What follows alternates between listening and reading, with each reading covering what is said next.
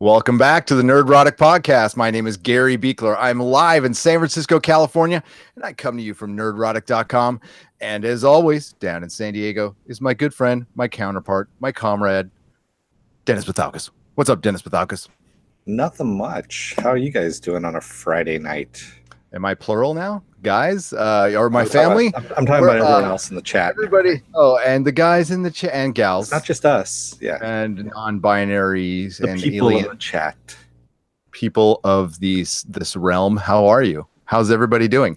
It's the Friday night podcast where we just chat with you for a couple, 3-4 hours, see how far this one goes.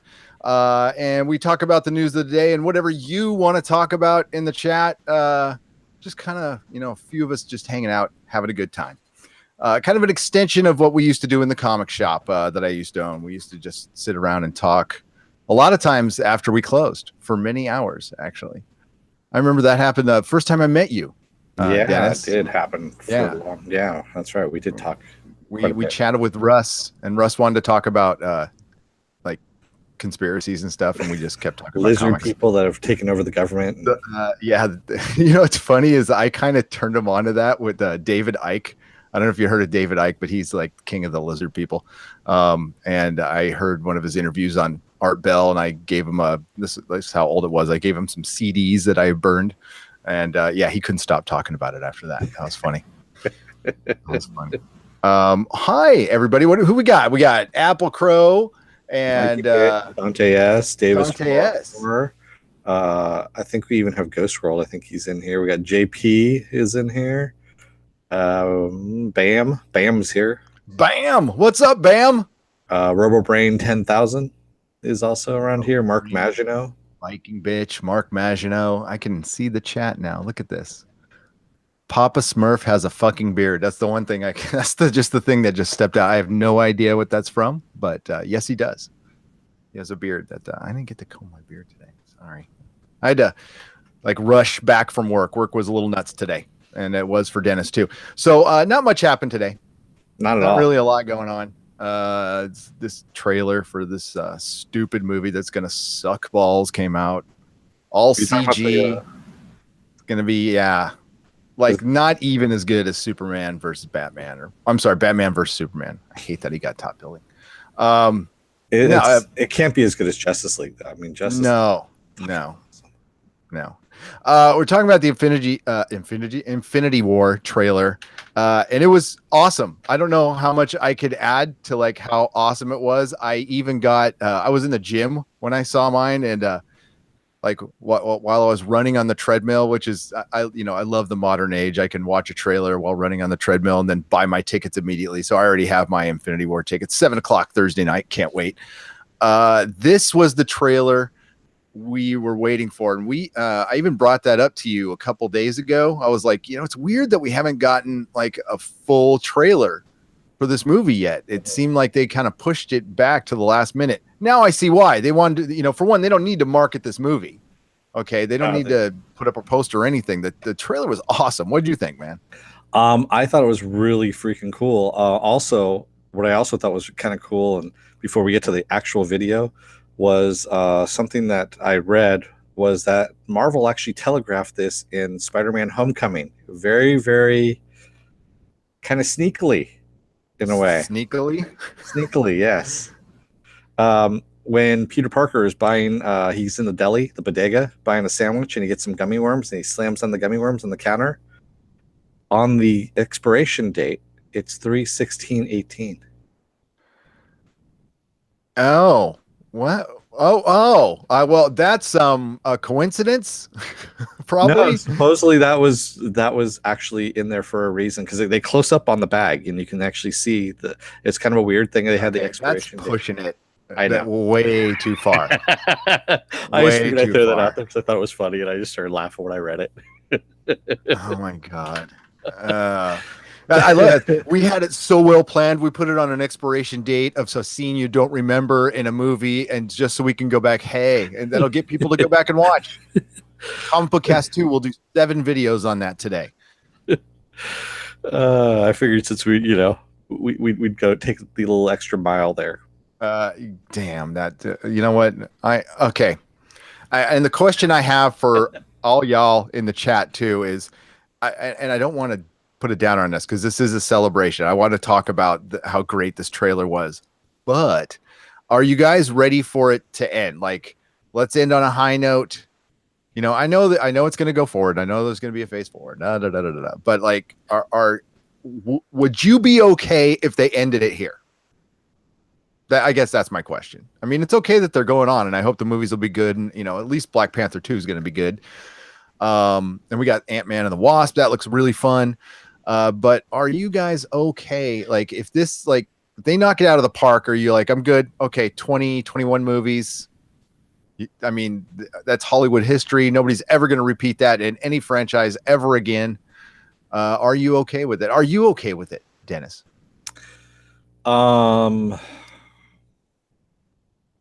Actually, I could be okay with it. Yeah. I mean, you know, and maybe not forever. You know, let it breathe for a little while. Or maybe this is what they're gonna do. Maybe they're beyond this. It's they're gonna do kind of one-off movies. Yeah, they're gonna have Captain Marvel, and you know, it looks like Secret Invasion's gonna be something that carries them over to whatever the next big event is. Now, I don't know if you've read Secret Invasion in the comics. A great concept that really wasn't pulled off extremely well. Great art. Some of the stories were amazing, but yeah, it just didn't. It kind of fizzled at the end. So I don't know. But in a movie, I think it might be a great concept for a movie. And bringing the Skrulls in is awesome. But let's talk about the trailer because like everybody's broken this down, like every single channel. And I was gonna do that video of a trailer reaction of a trailer reaction, but I it would get copyrighted. So I was like, damn it. So I really had a couple picked out for us to react to, which were hilarious. But yeah, I can't do that. So too bad. Too bad. So I've watched it. How many times have you watched it? I've only watched it once. That's it. I was busy today, man. I got a chance to watch it, and that was it. And I was like, "Holy crap, that's great!" And then I had to go right back to work. I was right back to the salt mines. So yeah, I get up at the crack of dawn and I go to the gym. And while I was on the treadmill, I did stop to buy tickets, but I just put it on repeat on YouTube. So I watched it, and I did 45 minutes on treadmill. So I don't know, 20 times. I saw it 20 times in a row. And I started noticing the mistakes in it. I watched it so many times, but there's not many, and it looks so good. I was a little worried about too much CG and that weird color palette on Titan, but no, there's I can't say anything bad about it. This movie's gonna kick ass. I have no doubt about it. It's I was wondering if it was gonna beat Black Panther. Take because Black Panther has no competition for a few more weeks, and it's going to rack up some serious dough. Oh yeah, it already is. But I think it's going to beat it. Yeah. Actually, it already is on pace to beat it in pre-ticket sales right now. What, 600 million? You mean, or the weekend? No, the pre-ticket. Remember Black Panther? The pre-ticket sales. Remember how they sold out? Yeah. And supposedly, right now, Avengers: Infinity War is on pace to beat that in a smaller amount of time. Okay, so the pre-sale it's going to beat. Yeah, I was talking about like box office total. Oh, it's going to beat the box office. If it's doing this for the pre-sale right now, it's definitely the box office total. I think is gonna... you got to realize those pre-sale numbers are totally finagled because they only have limited theaters right now for pre-sale.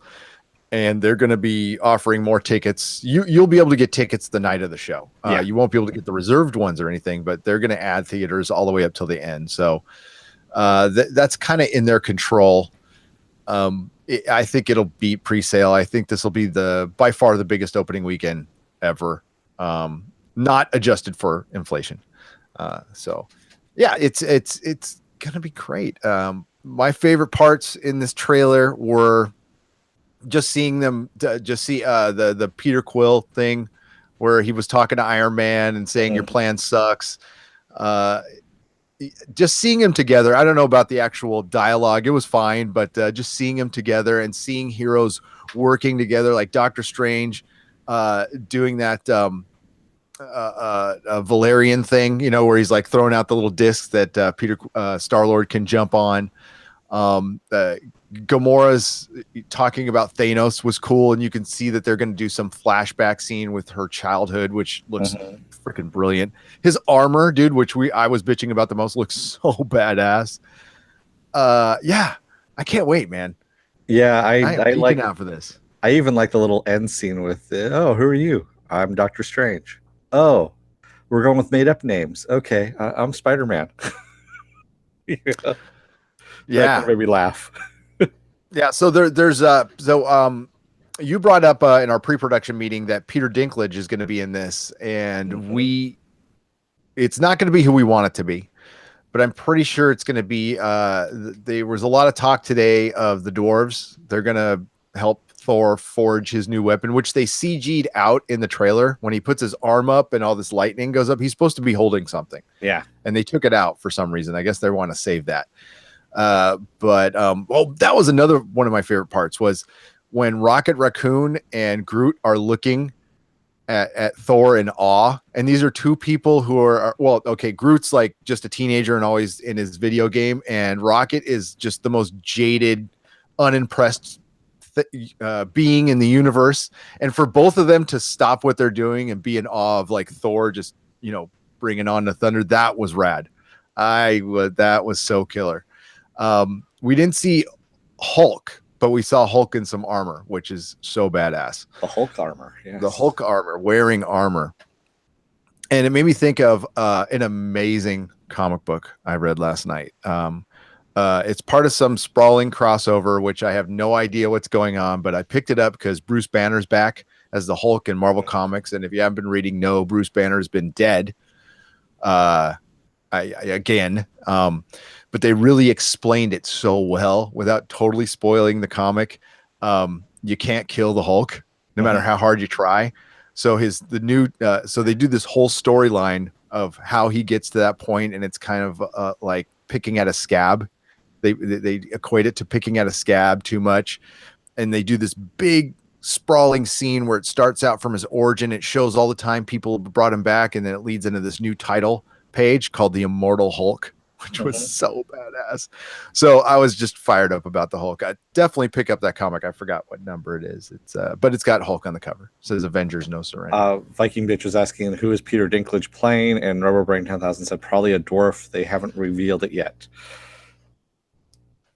which is probably the thing. We wanted Pip the Troll, which is one of Adam Warlock's entourage there, and dude, it would be so awesome because Pip is just a great character. Can we take a moment to poo-poo something on this? Is not bringing in Warlock for this is kind of a disappointment. It's a major disappointment for me because I love that character so much. And yeah, him not being in this is man, it's bad. It's bad. And not the Silver Surfer. It looks like the Hulk is taking the Silver Surfer's place because it begins in the comic with the Silver Surfer crashing through the sanctum, and him laying on Doctor Strange's couch, going, he's coming. So it looks like Hulk's going to take that role, which is cool. But by the way, here's the comic I was pumping up. Yeah, right here. So it's Avengers number 10. This was a really good. Like, you don't even have to read the rest of the sprawling miniseries that people are tired of or event. It's so worth it. Pick it up for sure. Sorry. I don't know. Give me what were your favorite parts? Like I said, that little bit at the end was probably my favorite, but I also liked Peter putting on the mask hanging off the side of the bus there. That was really cool. And then also the Hulk armor getting hit by all those creatures, just kind of I know what happens there, but still seeing because I saw the pre-production, I guess, before they actually added the creatures to it, and I was just like, yeah, okay, that's gonna be cool. That's gonna be a badass scene. right Oh there. man, and it's the Wakanda thing being set up like that's the most defensible position on Mhm. Earth. It's got the highest tech. You see more of Wakanda. That it's not all black people for one. Did you notice that? That there's a Mhm. lot of different races, which is that widens it, and that's really cool. I thought that was a really cool touch. Uh, and it looks badass as hell. And I couldn't help but think and reminisce while I was on the treadmill. Like I remember the days when you never thought you would see this. Seeing this is so amazing. Yeah. So No, I'm I never thought I'd live to see this. To tell you the truth. no like I was a little kid. I would dream of seeing the Avengers movie, and we're about to see it, and we've already seen one, but I mean a real Avengers movie with 60 something characters. Yeah, I was like, man, I was really grateful today to see that. That was really just freaking cool. um Hawkeye, where's Where is Hawkeye? he? Yeah, I What's going on with Hawkeye? know. um if they do the Ronin thing, I think that's actually kind of cool. I do like that costume a lot. And it'd be nice to see Hawkeye in a costume and not looking like a GI Joe. Yeah. Wasn't doesn't Cap have the Ronin costume this time around? No, he's got the nomad costume on. Well, he's Oh, blacked that's right. out his Yeah. star, so it's supposed to be quote unquote nomad. But Ronan was in New Avengers, and remember he was a mystery for a little Hmm. while, or Yeah. who he or she was. Yeah, because he had Hawkeye died. was Yeah. one of the people who did it. Yeah, Hawkeye died in Avengers Disassembled, which if you've not read that, that is good.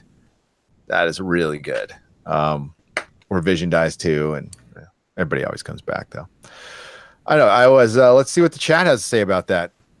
Well, everyone's talking about it. Viking bitch says, "I love me some Dinklage."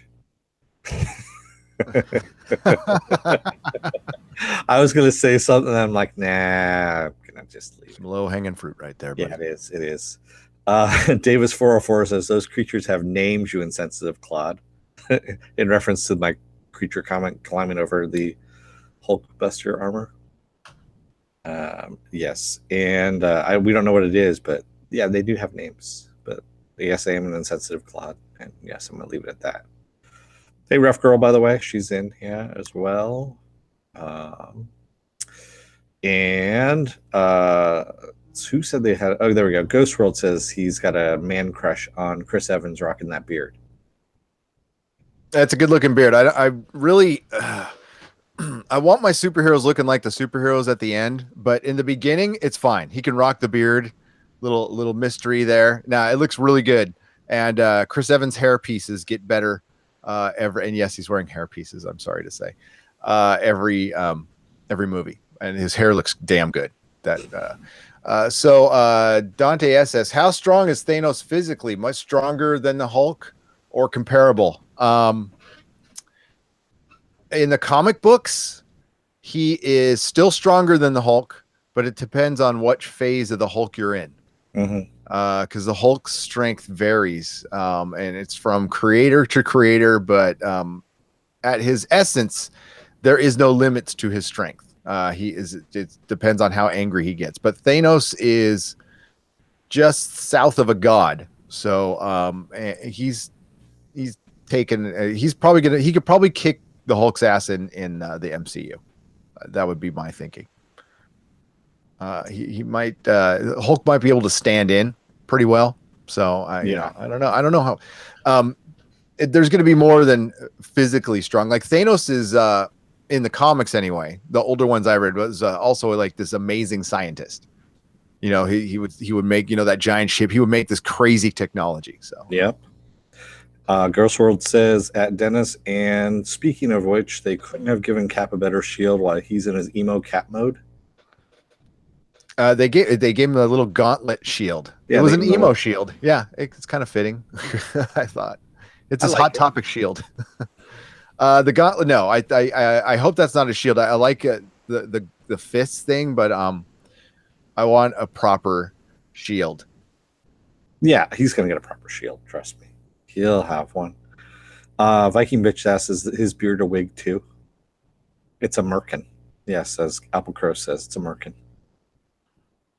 And Ghost World, I don't know if you caught the issue number. I'll repeat it again. He was asking about the Avengers.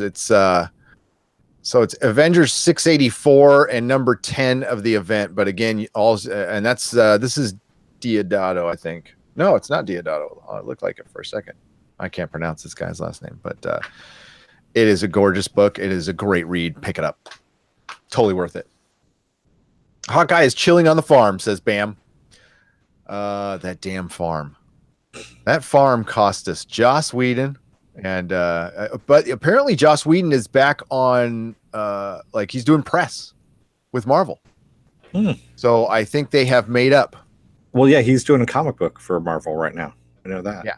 I think he, he made up, but he was also integral to Quesada era Civil War. Cap dying was Joss Whedon's idea. So Joss Whedon, they would go do a summit. Marvel does these every couple of years. They get all their creators together. They do a summit and they map out the next 2 years. And Joss Whedon and Mark Millar, who had to phone it in because he was sick at the time, crafted Civil War with Quesada. I know Quesada gets a lot of crap and he deserves it for some stuff, but his era was mostly good. Was mostly really good. Excuse me. A little something in my throat. So yeah, and then Ghost World says, after I'm done with Hellblazer first 4 volumes, I may pick up some current Avengers, Strange, Captain America shit.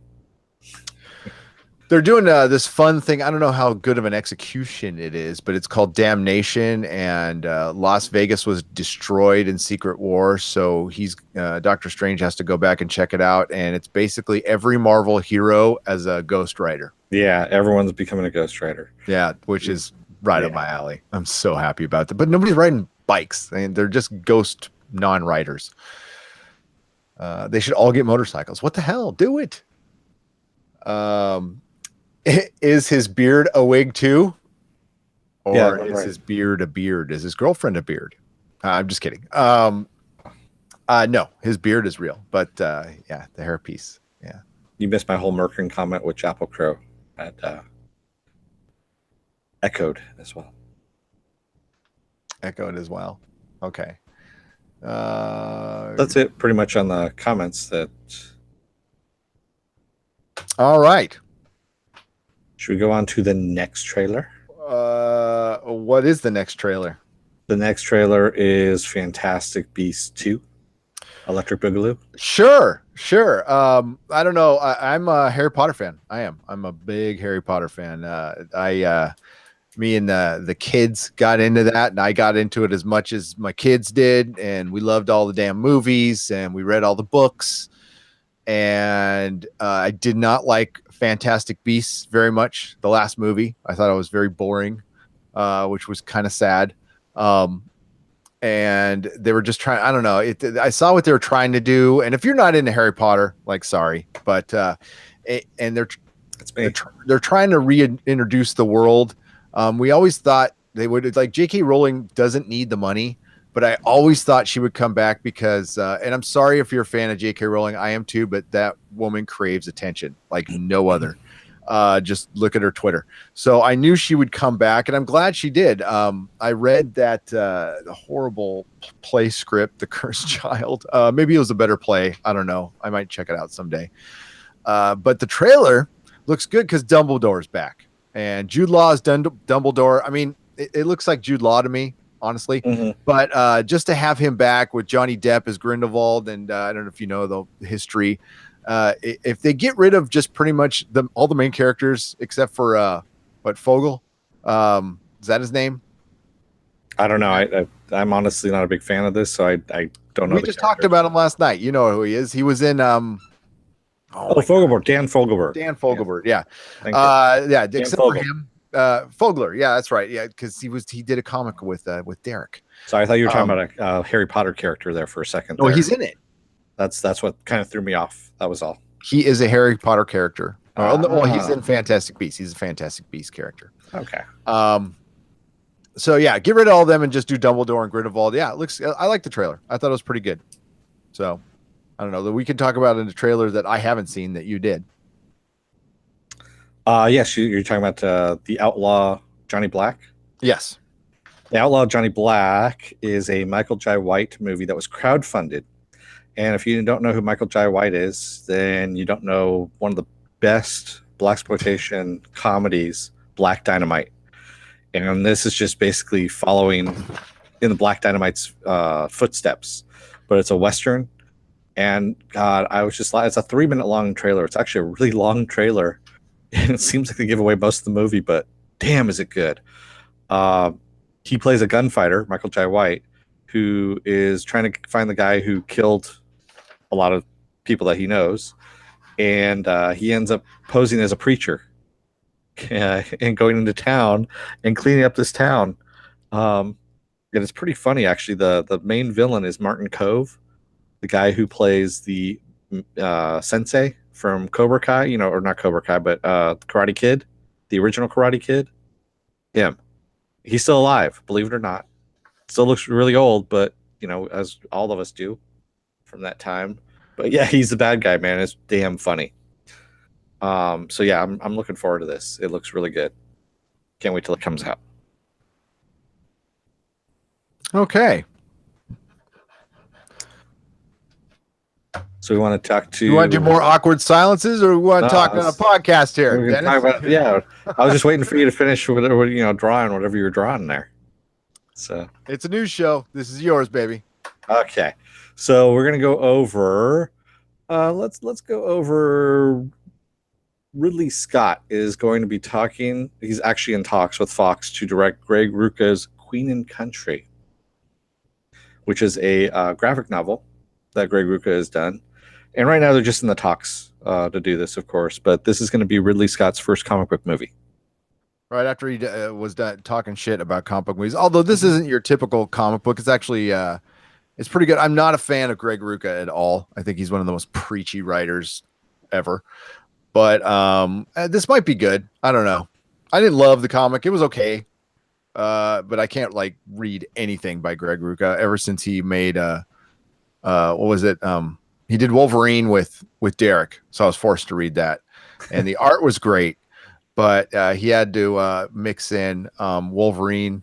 The Wolverine goes to a gun show and says something I know it's not the best time to mention this, but yeah, he was like Wolverine was all said something like anti-gun, which if you want to be anti-gun, pick somebody who hasn't killed 800,000 people with knives coming out of his hands.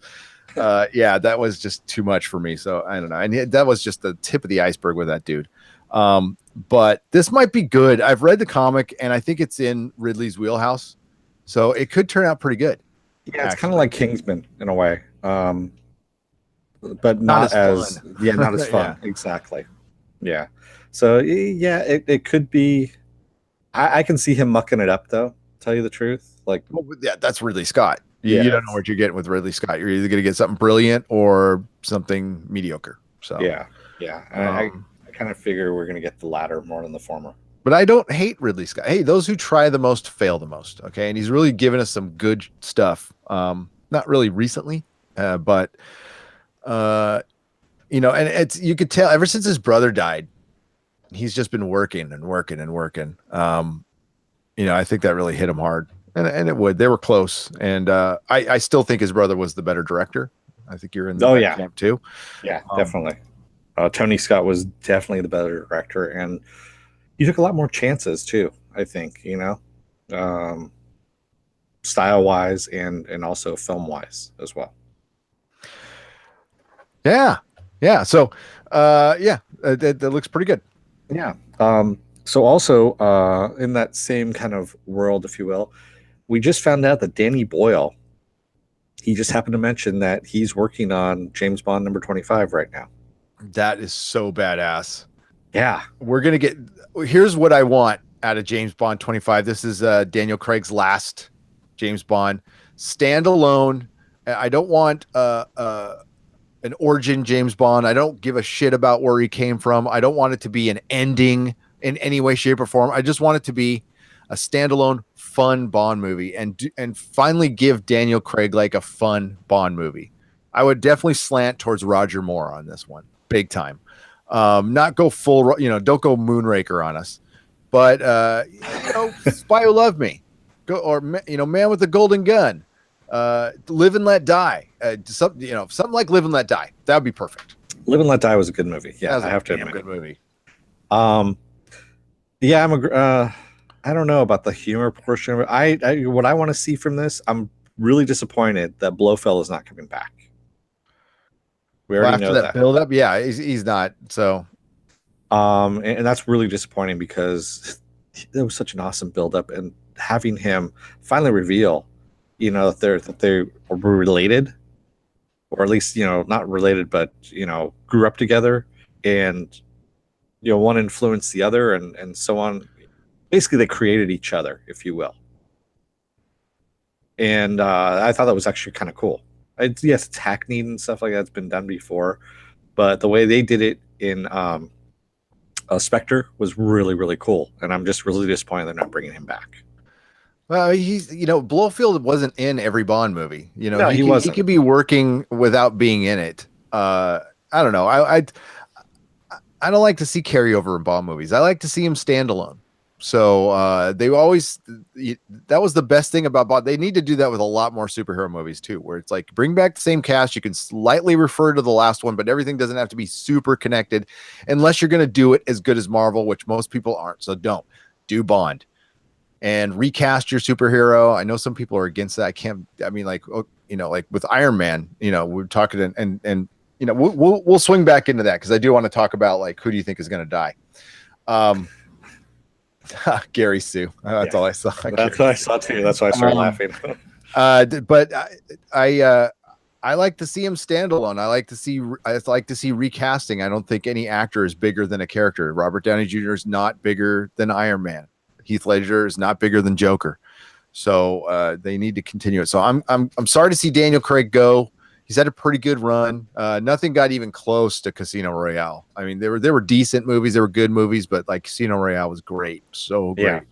Casino Royale was the high point, high watermark. But they really got to get away from the dark James Bourne instead of James Bond. I really want them to kind of like bring some levity back into it. It doesn't have to be as quirky as Roger Moore's, but what I meant by humor is like put some into it, like a couple things. That would be nice. Yeah. They were pretty grim. Yeah, lighten it up a little bit, just a little bit, with some quips and whatnot. I totally agree with you on that. So you know who Ava I'm gonna murder her name. Duavni? Isn't it? I gotta read it. Yeah, I can never pronounce. Yeah, she did Selma, and she turned down Black Panther. Well, she also did A Wrinkle in Time, which just came out. Yes, she did. But and I think she turned out Black Panther for A Wrinkle in Time. Yes, she did. Yeah. So she is going to be directing New Gods for Warner Brothers. This is going to be a movie based on Jack Kirby's New Gods. Okay. I was just looking at your face there just to see what your reaction was. This is the woman who turned down Black Panther. That's all I need to say to do A Wrinkle in Time. And now she's coming back to do a comic book movie. One that the argument has been made. I have not seen Wrinkle in Time. I have not read Wrinkle in Time, but it's a book that's meant a lot to a lot of people. And I don't know. Just what I've heard is it missed the mark on so many things. New Gods is probably the single most difficult thing to do in comic books. Well, that was what I heard about A Wrinkle in Time too. That they said it was pretty much unfilmable. But they've filmed it before. They did another movie. This isn't the first time they've done a movie on it. Yeah. But they're saying some of the concepts that she was able to put on screen would transfer over to New Gods. I'm going to rip something from a comment in a stream I saw yesterday when they were talking about this. They said Lord of the Rings was unfilmable too. Mm-hmm. A lot of people say Game of Thrones was unadaptable on television. It depends on the person. But this is the single most difficult comic book property to film. And you think Zack Snyder had a hard time with Watchmen, which I think he pulled off beautifully. this could be good, but they want to make it Guardians of the Galaxy like, and I'm like, this isn't that story. No. What the New Gods, what the Fourth World was basically Ragnarok from Thor that Marvel wouldn't let Jack Kirby do, so he brought it over to DC, made up new characters, and then they wouldn't let him. By the time the Fourth World only got through its first part, and by the time it was through its first part, all the books had been canceled. But some of the characters were so popular, then DC, who originally said you could kill all these characters, said you can't kill these characters anymore. So Kirby's all motherfucker, and then he, what is it? The Hunger Dogs. He did a graphic novel in the '80s to wrap it up that was horrible, but it's become very popular recently. But this has only been popular to like the hardcorest of hardcore level 11 comic book fans. What's an level 11 comic book fan? Any comic book fan who regularly reads Legion of Superheroes. For one, that means you're like a level 12 DC fan and a level 11 comic book fan. Like only like a certain age bracket really loves these type of comics, and it's usually guys older than me. So to adapt it and bring it down to a quote unquote Guardians of the Galaxy, which is the word that's been throwing out, it's almost like the press colludes on this because every single person in the press was saying that. So DC must have fed it to them. Like, we want this to be our Guardians of the Galaxy. It's like, you want Orion and Mr. Miracle maybe, but the Furies. Yeah, I don't see it. I see it more as Thor Ragnarok without the jokes. And which it would be fun to watch and visually amazing. As long as she keeps, Big Barda, she said that's her favorite character, and that's cool. I love Big Barda. We have to see a lot of Kirby love in this. Yeah. So whoever is involved with it with her, as long as she's got a great consultant, that's somebody who knows Kirby, knows DC Comics, and knows the visuals. Like, I want to see Kirby crackle. We got to see a little bit in the Infinity War with Thanos, apparating or coming through some. You see the Kirby crackle there, which is very cool. I think this is going to be hard. So I don't, I mean, you can't. I'm not going to judge her on the last movie like a lot of people are, because everybody does crap, and James Gunn had done next to nothing before he did Guardians, and the Russo brothers had done next to nothing before they did Cap. So she could pull it off. Yeah, it could work. I'm just glad they're actually doing New Gods, to tell you the truth. And I was one of those people that read Legion of Superheroes, so that's all I'm going to say. It wasn't on your pull at my store. No, I used to read it back when Russ, before they switched it over, when they did the whole Crisis on Infinite Earths. It was back when Russ had the store. So I stopped reading it after that. Yeah, I only had like 5 or 6 subscribers to that, and they relaunched it 1,000 times. It's got good stories, but it's funky comic book to the nth degree. Yeah. But the DCU is a hot mess, so I don't know. I don't have a lot of faith. I think there'll be a lot of studio meddling, and I know that she did not want to do Black Panther because of studio meddling, and Warner Brothers is 50 times worth it than Marvel. Oh, come on, they're perfectly good to work with. I love them. Yeah, they are better than cats. No, they're awesome. Yeah, let's see what the. I also want to like flip back to, because we didn't talk about like who we think is going to die in Infinity War. Oh yeah, okay. Let's go back to who do you think? Let's read some of the chat real quick. What do you guys think of this, man? So they were saying here, Rubber Brain 10,000 said, "My little sister liked The Wrinkle in Time, if that means anything." Ghost World says Fantastic Four was and still is unfilmable and unwatchable. Yep, all at the same time.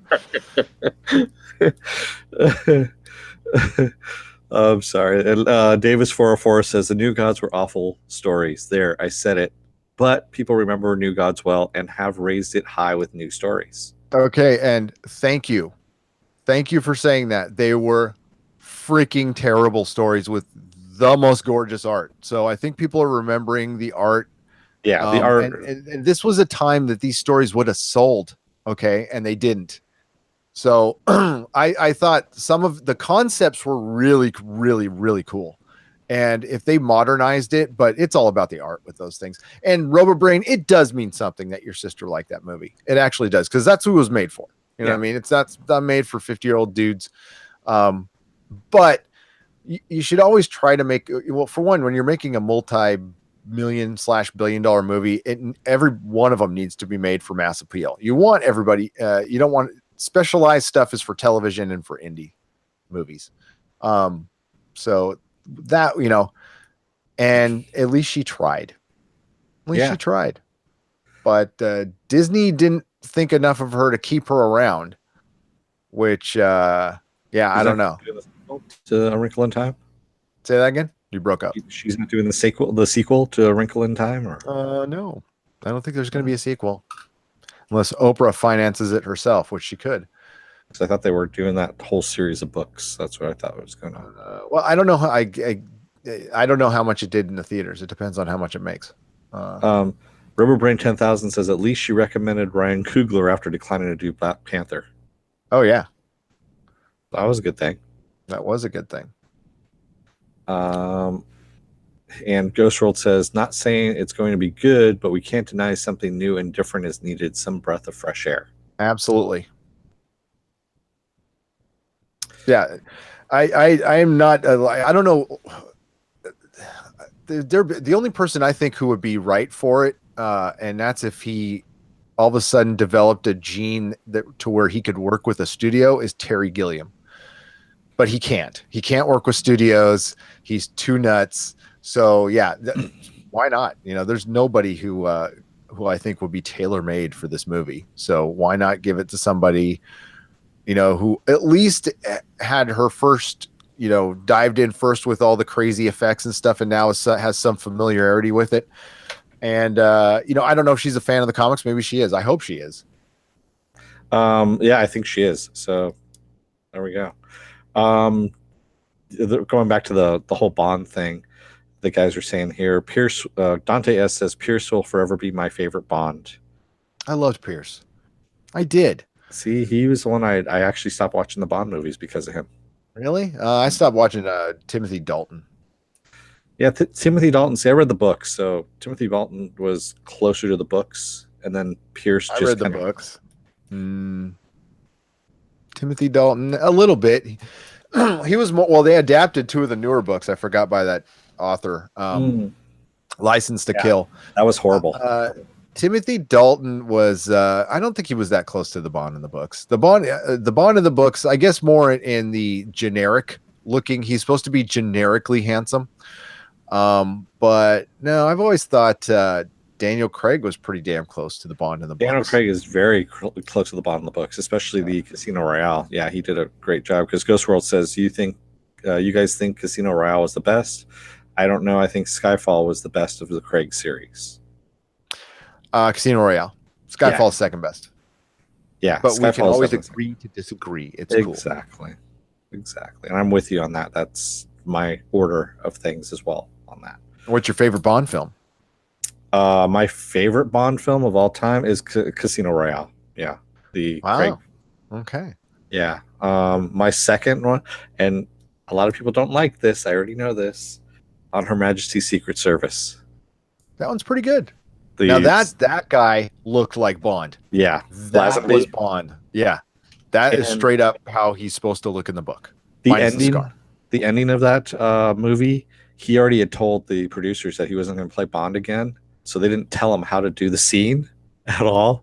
So he had to read the book, is what he said. He read the book, and that's how you get such a great emotional ending out of that whole thing, is because he read the book and saw what Ian Fleming wanted from it, and that's what he put on screen. Brilliant. No, that's a good movie. Mine is Live and Let Die. Live and Let Die is great. Yeah, it's fun. Live and Let Die. Roger Moore was my era, and I guess it depends on who you kind of grew up with. So I can. That's like. Well, it's my era too. So, but dude, like GoldenEye was badass. I even like the crappy last one he did, what Die Another Day with the Madonna theme song and the Oh guy with the diamonds in his face. I even like that one, and it was a big car commercial for Aston Martin or something like that. yeah, Jaguar, I still liked it. I don't care. or as the British say, Jaguar. Yeah, Jaguar. No, it's a Jaguar. No, Jaguar. they There we say go. Jaguar, not Yeah, Jaguar. They it's say just really weird. Jaguar. No, Really I weird used to words. I used to work with some Jaguar people. Um, Chaos 13212 says, I'm gonna feel sorry for whoever dies in Infinity War. Laugh out loud. Whoever that person is, he, she is probably not gonna have a huge blockbuster for a while. you're right. You're right. And here's it's the whole Captain Kirk, I call it the Captain Kirk thing where you can call it a David Duchovny thing where people they achieve the highest level of acting. They're stars in this big freaking franchise, something they've probably always dreamed for, but they don't run in our circles. They run in their circles. So their peers um all talk about getting that award and doing stage, and you don't want to play that stupid silly superhero, and they're gonna all about 20 years from now going, man, I wish I would have done like 10 more of those Iron Man movies, or I wish I would have stayed as Fox Mulder at X-Files for 5 more years. They always do it every time. I don't think any of these three guys are in a hurry to get out. I think they are all pretty present of mind. Like, this is pretty rad. Even though like Hemsworth and Evans do have to do these crazy workouts, so I can see how they might be burned out. But I think at this point they all kind of want to stay, actually. But it sucks. Yeah, that it's Marvel wanting to kill off people, which I am totally against. I mean, I know there needs to be consequences and blah blah blah, but this is comic book movies, okay? So whoever dies is going to come back. But I mean, Yeah. to kill off Iron Man for good, and that's crazy. That's craziness. For a little while, sure, but so since we're talking about that, who do you Yeah. think's going to die? Who's your money on? I'm saying Cap. Cap's gonna die, and I'm gonna say Hawkeye as well. Okay. Um, hmm. They're really hinting it's going to be Iron Man. So I'm going to agree with you and say it's going to be Cap, because that's what, well, I mean, it didn't happen in, everybody goes, well, it happened in the book, but it happened in Civil War.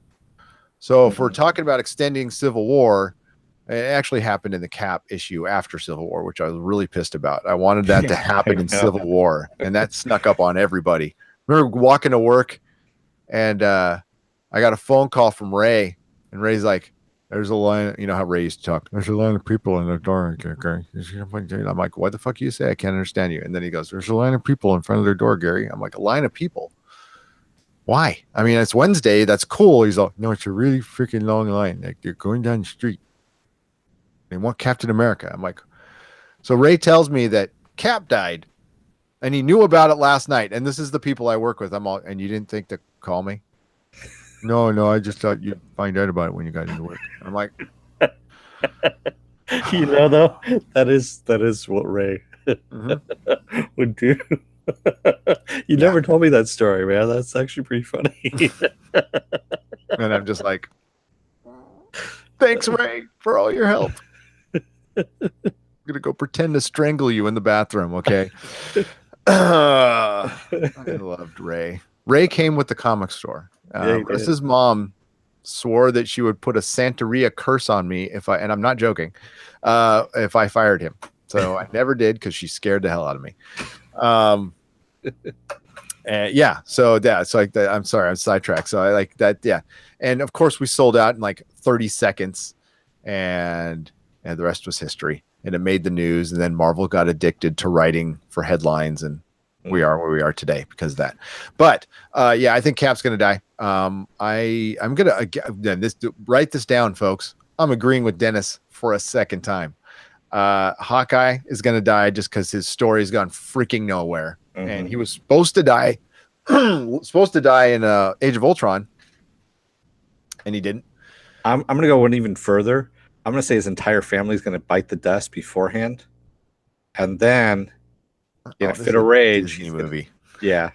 he's gonna try and take on Thanos by himself, and that's when he's just gonna get vaporized, like nothing. But he'll go out like a man though. Like he'll like No, it'll be like a pointless death kind of thing. Like he's gonna get vaporized, so Thanos can just show him that he can do it with a snap of a finger. to galvanize the team together. I Yeah. could. I don't think they're gonna. I don't think they're gonna kill his family. It's a Disney movie. Okay. I think we're gonna get one death, maybe two. No, no, no. We're gonna get one death. Yeah. There's too many characters that they want to maybe bring back. And listen, Black Panther has changed so many things. Did you hear what Sony did? Fucking Sony. No shame to their game at Sony. So Black Panther did well, and this is almost identical to what happened last year. So what happened last year is Wonder Woman did well, and Sony's like, I got my cigar here, my producer cigar. Yeah, kid, those superhero movies with the girls, with the dames. Do we own any dames? We got Black Cat. Make a Black Cat movie. Let's go. Here's a few $1 million. Go, kid. Give me a coffee. Give me a latte. So 1 year later, That's on the back burner. Back out. He's out. There's some black guys in a superhero movie. It's doing good. Do we own any black guys? I know that sounded bad. Do we got any black properties? Sorry. Do we own what, Night Thrasher? Let's make a Night Thrasher movie, kid. Here you go. Here's some money. They're making a Night Thrasher movie. Isn't it Nighthawk? No, it's Night Thrasher. Night Thrasher. Okay. Nighthawk is not a Spider-Man property. Nighthawk is from the Squadron Supreme, and he's Marvel's version of Batman.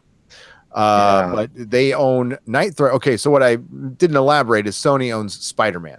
So they own anything that's appeared in a Spider-Man book. And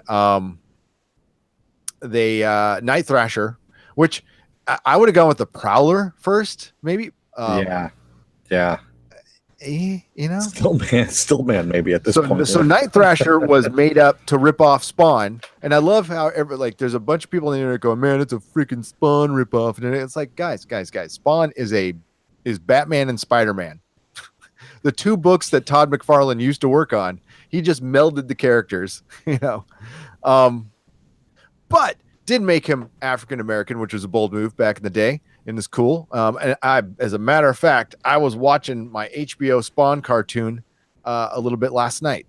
Got it through some torrenting places. Sorry, but it's really not that available. And man, that's good. That is such a good cartoon. I love that cartoon so much. So is this the one that Spike Lee is doing? I believe so. Yes. Okay. Spike Lee's doing Night Thrasher, which that being said, I'm going to watch it. It sounds like really interesting, but Sony. We'll see if it gets made at all. The Spider-Man deal could go down and all this stuff. We'll just get, cause the Black Cat movie's already gone and forgotten. So I think the same thing will happen with Night Thrasher, but fucking Sony, man, no shame to their game. Not Night Thrasher. It's Night Watch. Night Watch. Why did I say Night Thrasher? Sorry, Night Watch. That's why I was like, I knew it wasn't Night Thrasher, and I knew it was something else, and I couldn't remember what it was, and I just had to look it up there. So it was Night Watch. Yes, it's Night Watch. Yes, you're right. Which is an even more obscure character than Night Thrasher. It's Night something. Night Man. I remember Derek did Night Man. Is that kind of like Goodnight Moon? I guess so. There was a TV series for Night Man.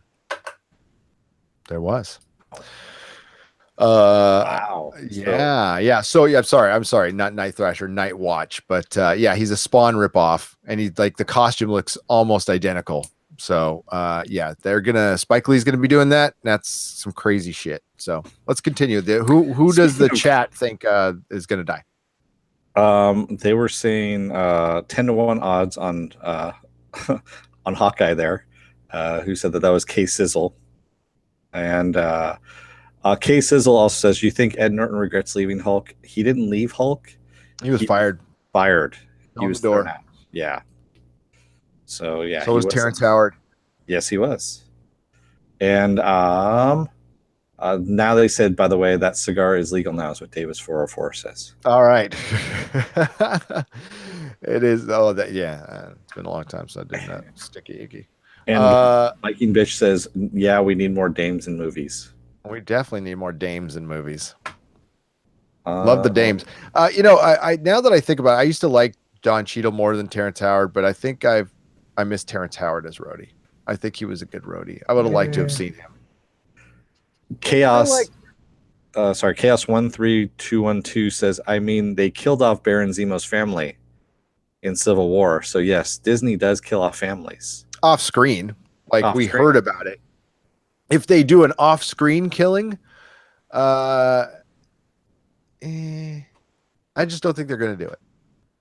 As much as you guys would like to forget the farm scene and want a meteor to drop on it, I don't think they're going to do it. Or maybe they will. Maybe Kevin Feige hates that scene so much. He might do it. Yeah. He just might do it. You'll see the dark side of Kevin Feige, which he's got one apparently. So. Yes, let the hate flow. You still there with me? There we go. Okay, you're just looking at that. Yeah, Ed Norton is a bit difficult, is what Viking Mitch was saying. Lee Field's Prophet might make a good series, is what Apple Chris. Dude, what I'm not even gonna. We've gotten good stuff out of crap before, so you can't. Who knows?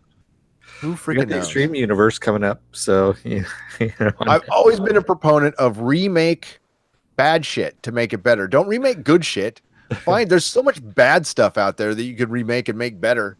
Like Battlestar Galactica is a great example. I mean, I love the show in its original form, but it was cheesy 70s crap, and they remade it better.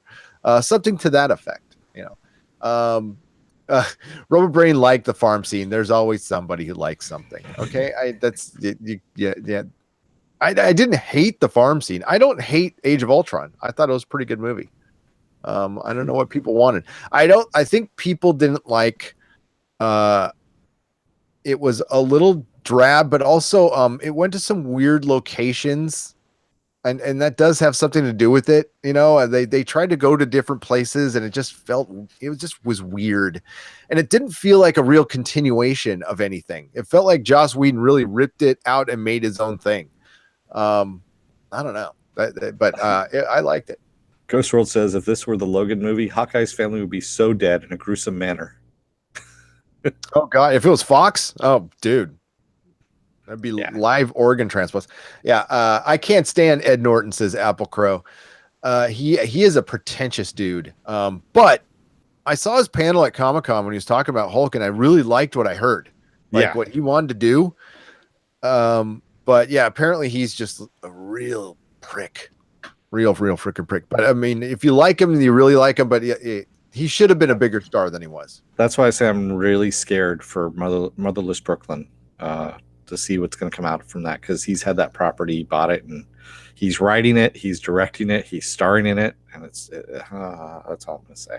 Yeah, but you know what? I mean, maybe he's as into it as much as you are. I hope so. Well, he changed it already. He already changed the time period, and so I don't know. That might be budgetary. I don't know. I was just trying to defend. I don't really care, but he's in one of my favorite movies of all time, though. Love fucking Fight Club. So yeah.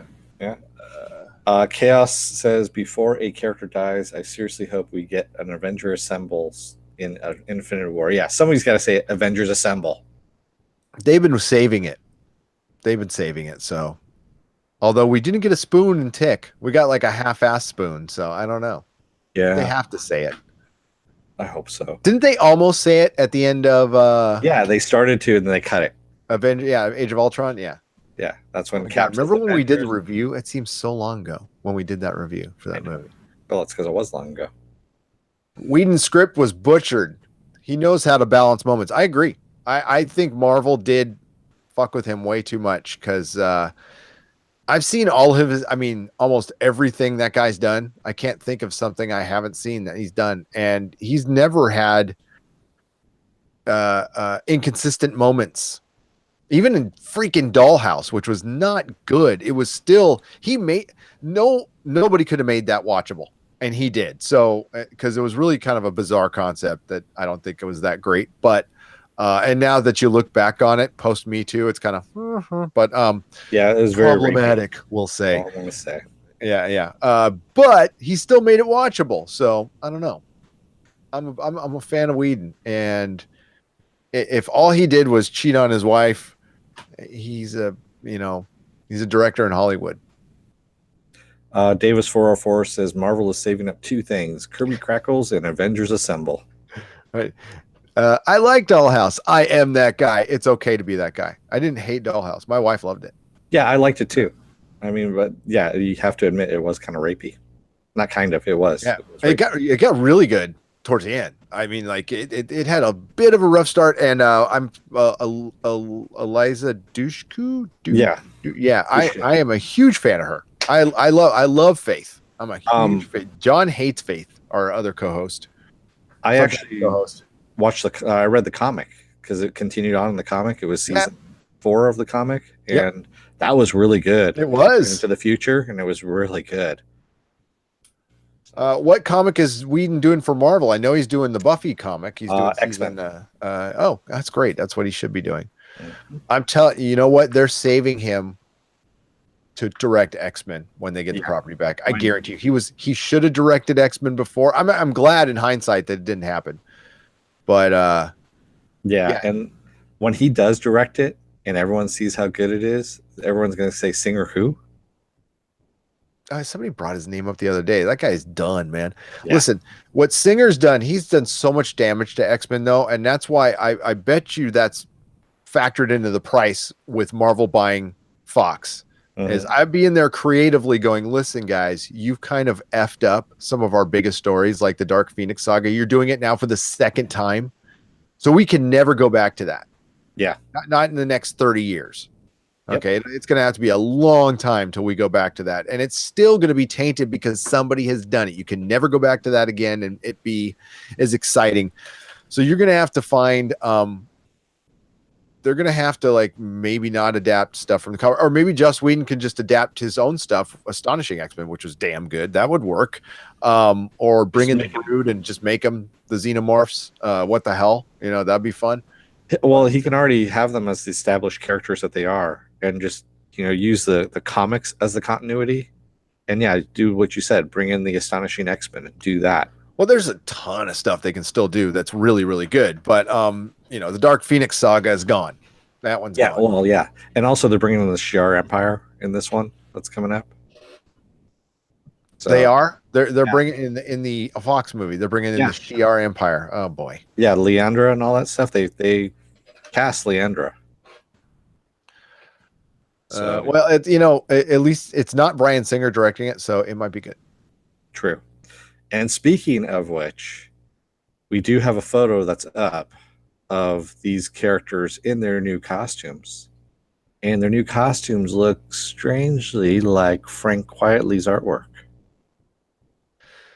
Yeah, those big X's on their chest. So they finally threw some costumes into an X-Men movie in the over a decade into it. And I mean, they did them for First Class, so I can't bag on them too much, which I love. I love First Class. I think Fox has actually done a decent job with the X-Men. Not perfect, but other than Apocalypse, I think they've all been pretty watchable movies. If you take away Apocalypse, since The Return, so it was First Class. Yeah. Very good movie. Days of Future Past, you didn't like it? I loved it. Deadpool goes without saying. Logan goes without saying. Apocalypse, that was pretty crappy. But most of those movies are good.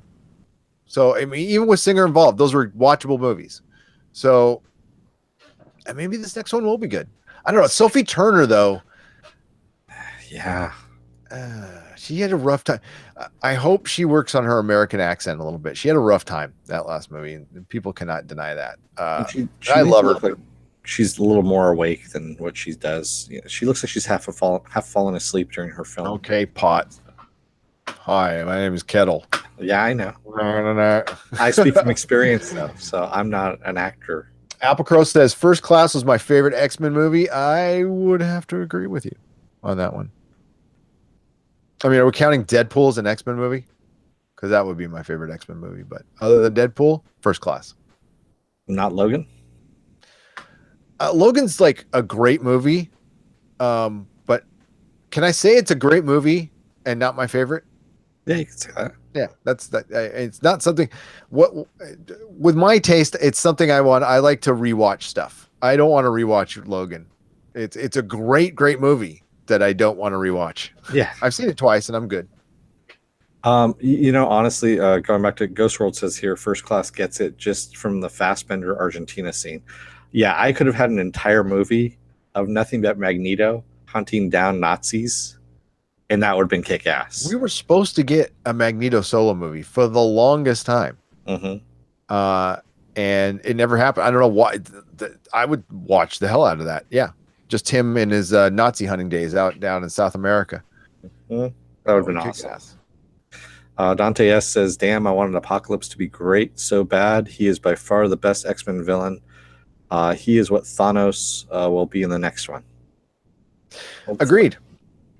He's a great villain. I read the shit out of X Factor when it came out in the 80s. So for one, it was like a second X book, which was amazing. Like, whoa, 2 X books? How could that be possible? I don't know if there's enough people out there to support 2 X-Men books.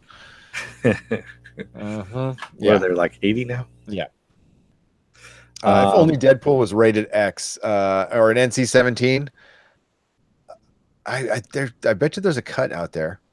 There has to be. I don't know about that. I think it'd be awesome. Yeah. No kids allowed to a comic book movie. There we go. Davis 404 says, I want either a prequel Batman 66 set in the 50s or a 1937 Batman movie. Were you the one who said you like period movies? Yeah, I like period comic book movies. Yeah, that would be. I love period movies for comics. I think that would be so much fun. And DC has hinted that they're going to start doing stuff like this. I don't know if they'll do 66 Batman. I don't know. 1937 Batman would be killer, like straight up Art Deco, Max Fleischer. With that really cool. I don't even know what kind of car it was, but you know what I'm talking about. The 1930s gangster looking Batmobile. The stretched out Batmobile. Yeah. God, that'd be amazing. And, I have to say this. I know we both bag on the show, even though I watch it, Gotham. Say what you will about Gotham, but I was just watching the episode last week's episode. And honestly, they kind of get the characters, tell you the truth. I hate to say it, but they do kind of get the characters. Because if they weren't hamstrung by DC not allowing them to actually put Batman in, it would be a decent Batman show. Yeah. I think a lot of the craziness happens with they're pushing stuff to the absolute limits of what they're allowed to do. And it's not all their fault. I think if you take the same creative, whoever the brain trust is there, and let them make an actual Batman TV show, I think it would kick ass. Yeah, it's Danny Cannon. He's the showrunner behind it. And it's actually, I was actually surprised by last week's episode, how good it was. And I was actually going to call you and say, or text you and say, dude, you got to watch it, because you would have liked it. Someday. In the summer, when I have time to catch up on stuff. Yeah. Dante S says, Batman Beyond movie. I am a huge Batman Beyond fan, so I would love to see a movie. Yeah. Yes, so please. I want that. Apple Crow says, if you want an NC-17 comic book movie, you could make Meta Barons or Saga. Meta Barons would be cool. That'd be really cool. What did I just see up there? Sorry to jump off for that. Ghost World said they could take a New Frontier style look. Totally. Oh my God, do New Frontier. Oh, that would be awesome. That's one of my all-time favorite stories ever from DC is New Frontier. Poor Darwin Cook. May he rest in peace. I remember standing next to a guy in line who had some Darwin Cook original art. And I have not been awed by his minimalist. If you ever saw Darwin Cook's just his raw pencils, which was blue pencil, and how that guy it was just one stroke. He would whoosh, whoosh, whoosh, whoosh. Same It thing was with like Tim Sale. Tim six Sale, six yeah, movements, and he's got Batman drawn perfectly. yeah. I can't even describe how awesome that was. Like there was, I have to like draw sketchy little lines, and I draw and do a lot of shading and a lot of garbage and stuff. Man, he's just all boop boop boop boop. I'm done, and it's beautiful. It's like whoa, dude. I could not believe it. Yeah, him, Mignola, Allred, and Tim Sale, all similar kind of minimalist art styles, which are just awesome. I mean, they do such a good job. I still have floating around someplace in one of my books. Mike Mignola drew me The Right Hand of Doom, my book. Really cool. I know Magnola's good, but he is the cleanest guy. I got to find a good example of it, but of course I'm not going to be able to find it. But Jody, hey, Jody's here. Hey, he says the problem with Gotham is it's a Batman show without Batman, but it could have been so much better if they were focused on telling a different story. Actually, Jody, in last week's Gotham, Batman does show up in it. That's all I'm going to say. So, yeah, we do have a little Batman in there, and it was pretty good. They didn't do the gravelly voice Batman, which was I was kind of dreading to see how they're going to do the voice, and they actually did a good voice. So I was kind of surprised. They did a really good thing with it. Apple Crow says, "Damn, I'd love an animated movie in Mignola's style." That would be what was that animated Disney movie about Atlantis? Them finding Atlantis. What was that called again? With Michael J. Fox as the voice. Mike Mignola did all the backgrounds for that, and was the one who had stylized the characters as well. He created those characters. So if you want to see Atlantis, there we go, Apple Crow. Yes, it was Atlantis. So Mike Mignola was the one that worked on all of that for Disney. That's crazy. I did not know he used to work with Disney. I'm not going to find a good example. Hang on. I got a cool Mike Mignola thing if I can find it.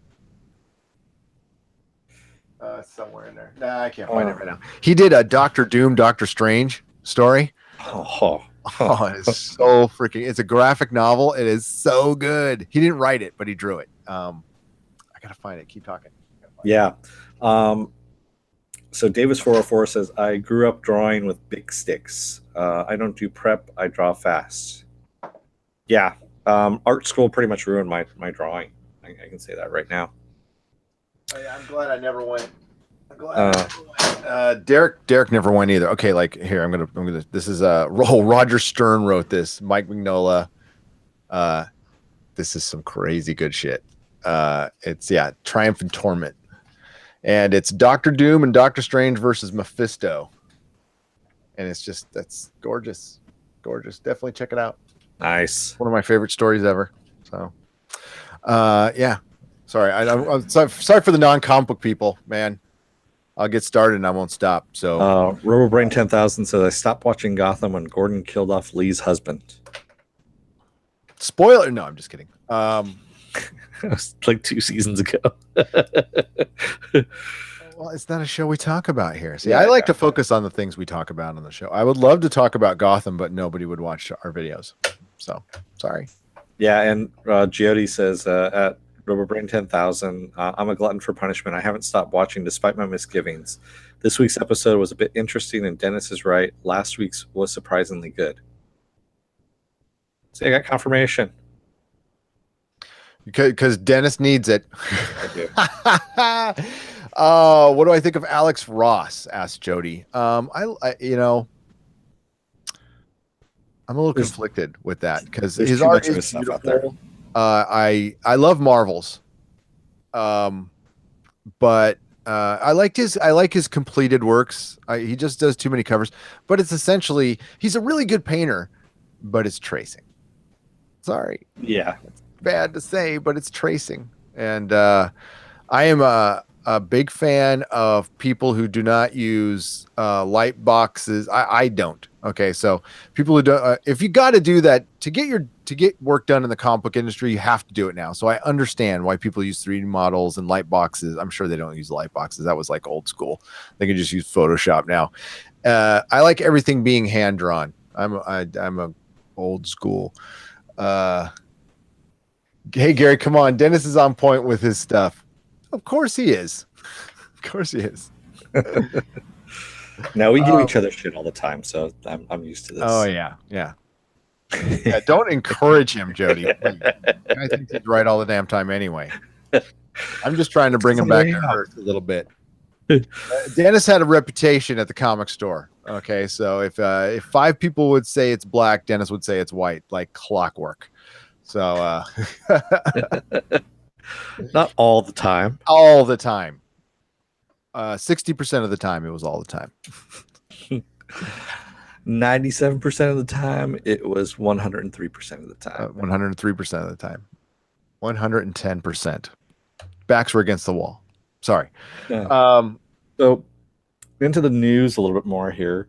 The creators of Westworld, Jonathan Nolan, said they actually read Reddit and the Westworld theories that people come up with in Reddit, which some of our theories have shown up in Reddit as well.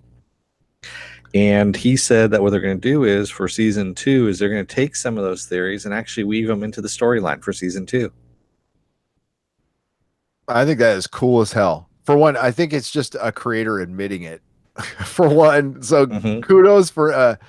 I love Jonathan Nolan, man. I love this guy. I love the cut of his jib. I like his story writing. I like how he interacts with fans.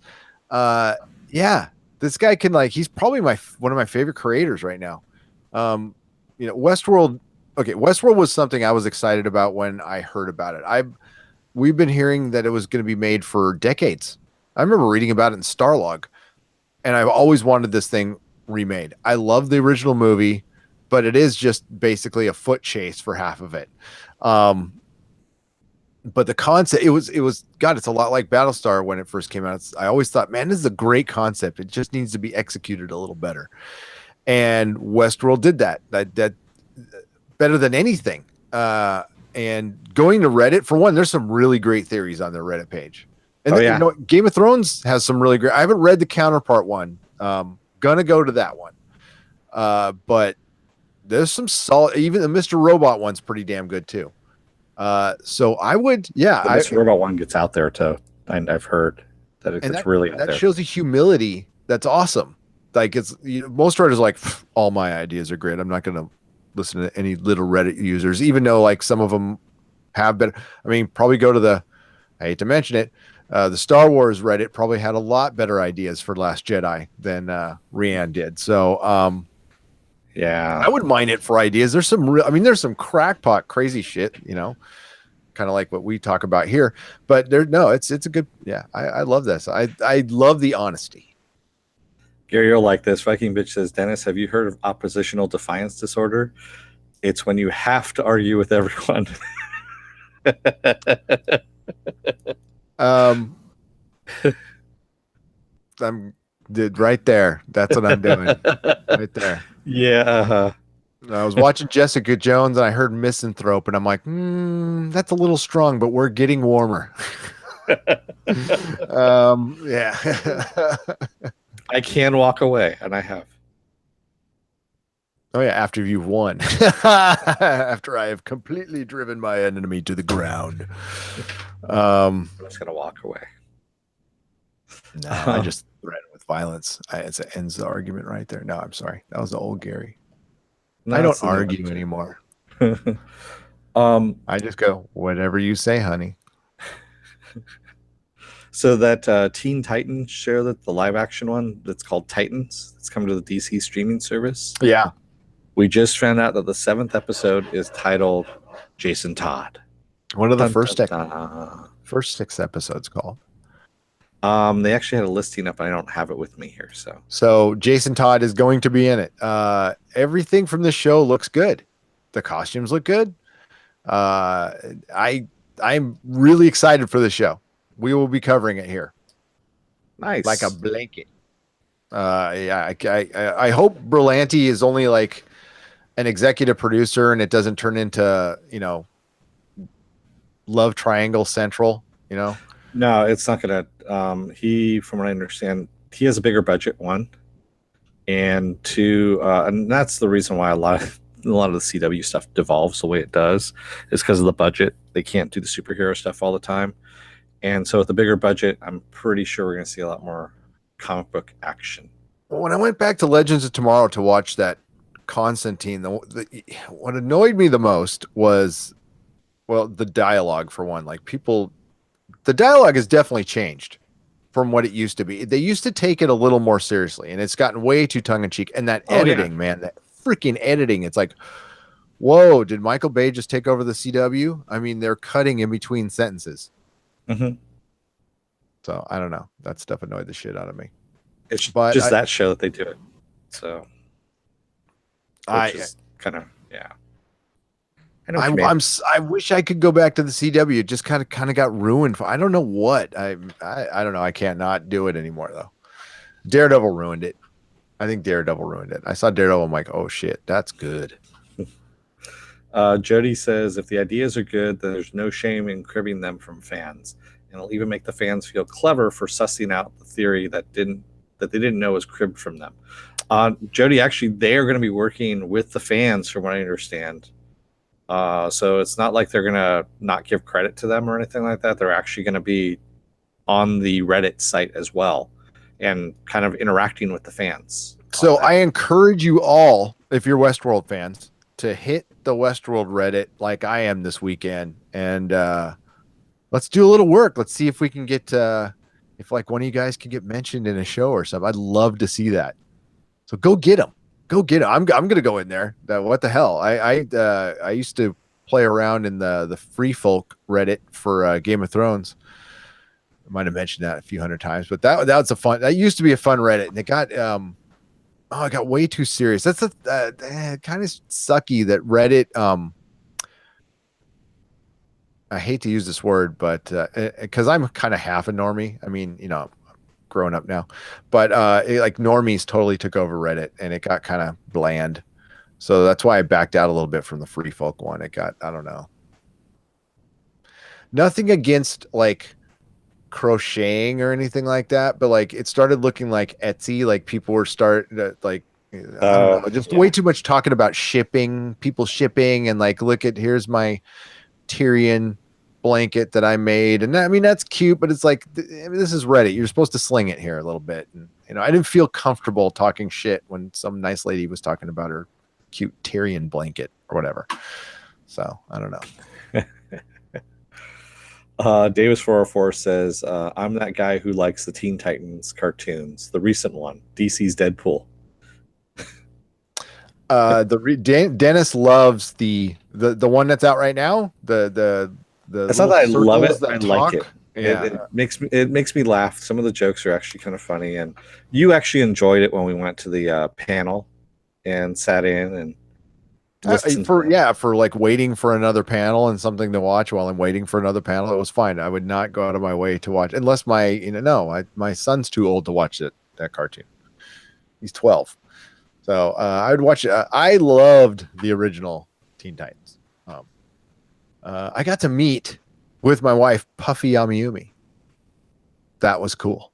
They did the theme song, by the way. Well, the guy who voices Cyborg is now on The Walking Dead. I did not know that. He's King Ezekiel. We were is that him? No, that's him. Does he say booyah?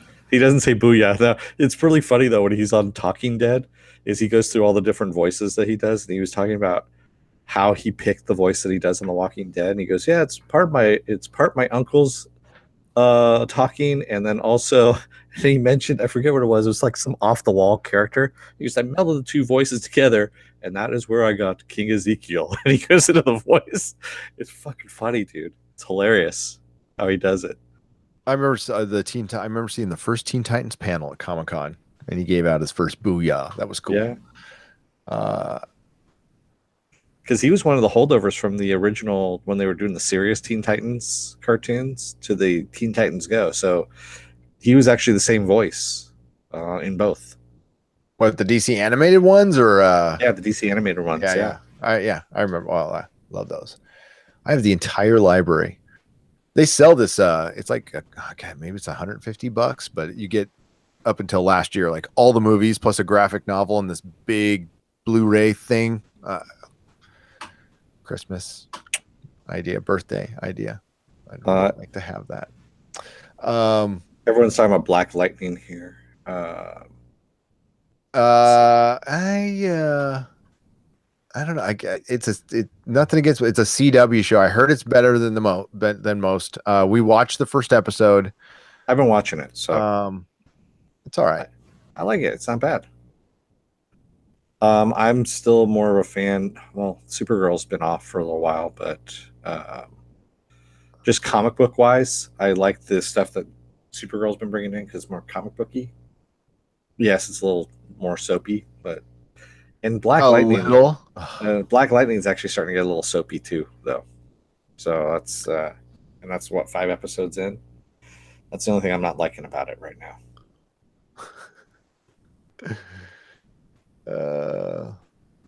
So we also have, excuse me here. I just had to clear my throat there for a moment. Applecrow said, OMG, a cute Tyrion blanket? It was kind of cute. But, so I want to talk about what we heard of that Apple might be buying either Disney or Netflix. They have close to $1 trillion right now, and they're looking to get into the entertainment side of things.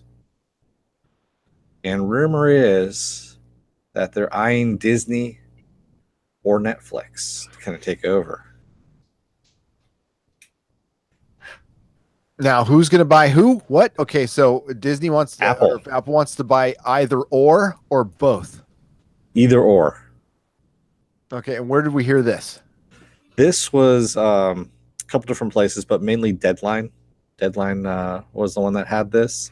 And it's coming also from like Wall Street Journal, things like that as well. That they have this money out there. They want to get into the entertainment side of things. And so they're looking at one of these big corporations that's already is in the business there, and they can just take it over and then just pump money into it and keep it going. What's already happening there, keep it chugging along. I find that interesting because Apple's making, it's $1 billion company and everything, but they're not like on top of the world right now. They're actually been sliding back. The iPhone 10 sales have underperformed because it's too fucking expensive. My wife got one, and it's not better than my Android. No, I know it's small. There is a bigger one, but it's got a couple bells and whistles. That's nice, but they're maybe that's why they're looking to buy something. So I might have answered my own question right there. Yeah. Because they just spent $1 billion on their new facility, which I have been inside, and it's pretty awesome. Got a couple friends who work there, but I think everybody in the Bay Area has a couple friends who work at Apple. It's not a big deal. And yeah, it's all part of this thing that we've been talking about last few podcasts, is this war between Hollywood and Silicon Valley that really hasn't been talked about much. I think people are, I don't know, the entertainment press is going to side. Everybody's going to side from the press with the LA portion of this with Hollywood because they're all based down there and this is where all their friends. But you can already see that actors are kind of torn. And I'm wondering just out loud if certain actors are afraid to take roles like on a Netflix show, or have the threats come out yet? Like, if you go work at Netflix, you're done in this town, and wasn't it funny in the last week's X-Files when Barbara was about to get busted by Fox Mulder? She was kind of surprised they didn't know who she was. And referring to Mulder, she's all, "Are you a Netflix producer?" It's funny that they brought up Netflix. So for it to get into an X-Files script, I think that tells you what's going on now. That this is a buyer's market for actors. for storytellers right now. I think it's a good time to be a creative. If you want to go pitch a story, my ass would be at Netflix right now because it does look like they're saying no to much. And I think Apple wants to get in the game. So, oh yeah, Apple definitely wants to get in the but Disney's like looking to buy Fox. So why would they sell? Well, it's $1 trillion. They have close to $1 trillion, Apple, and if you throw enough money at somebody, yeah, they're going to sell. I mean, especially if you're going to keep their whole infrastructure intact and say that all you really want to do is, keep them doing what they're doing and keep everyone on board, but just make them part of the Apple brand. And that's if the government approves it. That's if the government approves it. Yeah, years. It would take years for this thing. Oh yeah, it definitely would. I'm not surprised to hear this. I just don't think it could happen. I don't think $1 trillion on a company. I don't think Disney's worth $1 trillion. I'm sorry. Trillion is no. That's what they have to spend, though. That's the whole thing. It's been out there for a while now that Apple does want to get into the entertainment market, and they're just kind of speculating on who they're going to buy. But the sniffing around right now has come out and just said Netflix or Disney. That's what they've said specifically. Well, I think they'll buy Netflix. You think Netflix? Netflix has been quote unquote operating in the red since they've started. They have not turned a profit. They've been living off of investor money. They were loaned $18 billion last year. That's funky economics. Of course, they're making money, but they wanted to sell a long time ago. Remember, and Google said no. Yeah. So, and they're regretting that decision. I can see them buying Netflix. Disney, no. Yeah, I can see them buying Netflix, and yeah, Disney, I don't think so. But either, I'm with you on this one. They would have the streaming service that they want because they definitely want to put the streaming service on there so they can show shows, and they want to. I know they're starting to delve into making shows as well. They just don't have a platform for it at the moment. Well, they need to, that's another thing is they are so green when it comes to making content. Mm-hmm. Like, they would have to get something established and stuff. But I mean, that doesn't excite me. I mean, I don't like Apple very much. As I'm working on an Apple computer, but their computers are turned to crap. To be honest with you. I don't know. I don't know. What does the chat think? I think I don't like big companies merging. I just don't. I mean, I love meritocracy and capitalism. I do, but there's limits to fucking everything. That is just too much, man. Dante asks, remember when people thought Snapchat would survive and thrive for years to come? I know, right? That was the next thing. Didn't somebody pay a ridiculous amount of money for that? Yeah, it was kind of funny because was it Kim Kardashian or one of those Kardashians was on Snapchat, and she basically said something like, I haven't been on this thing forever. Does anyone still use this? And the stock dropped like 1.5 billion, I think is what it was, is what they said. It dropped $1 billion. Holy shit. Yeah, just because of that. I think we've kind of gotten all the social media we're going to get. I think you'll see another thing pop up here and there. There might be a replacement for one, like, Facebook replaced MySpace. But as far as seeing something drastic and new, maybe in another, when we have another tech boom in 10 years or, because we had one in the late 90s and that bottomed out. This one was much bigger. It's still going on, but like, honestly, it's leveled out up here. It really has.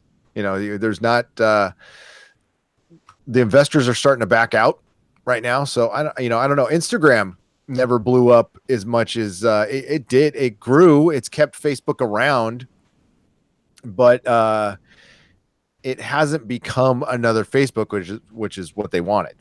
So it's turned into a more functional Twitter. I like Instagram a lot, but it's got its limits. Yeah, I use it. I mean, every now and then, but nothing religiously or anything like that. Apple Crow says my $1 billion app Snapface smack people through the internet. I'll buy that for $1. I'll invest into that. That's why it made me laugh when I was looking at it. So,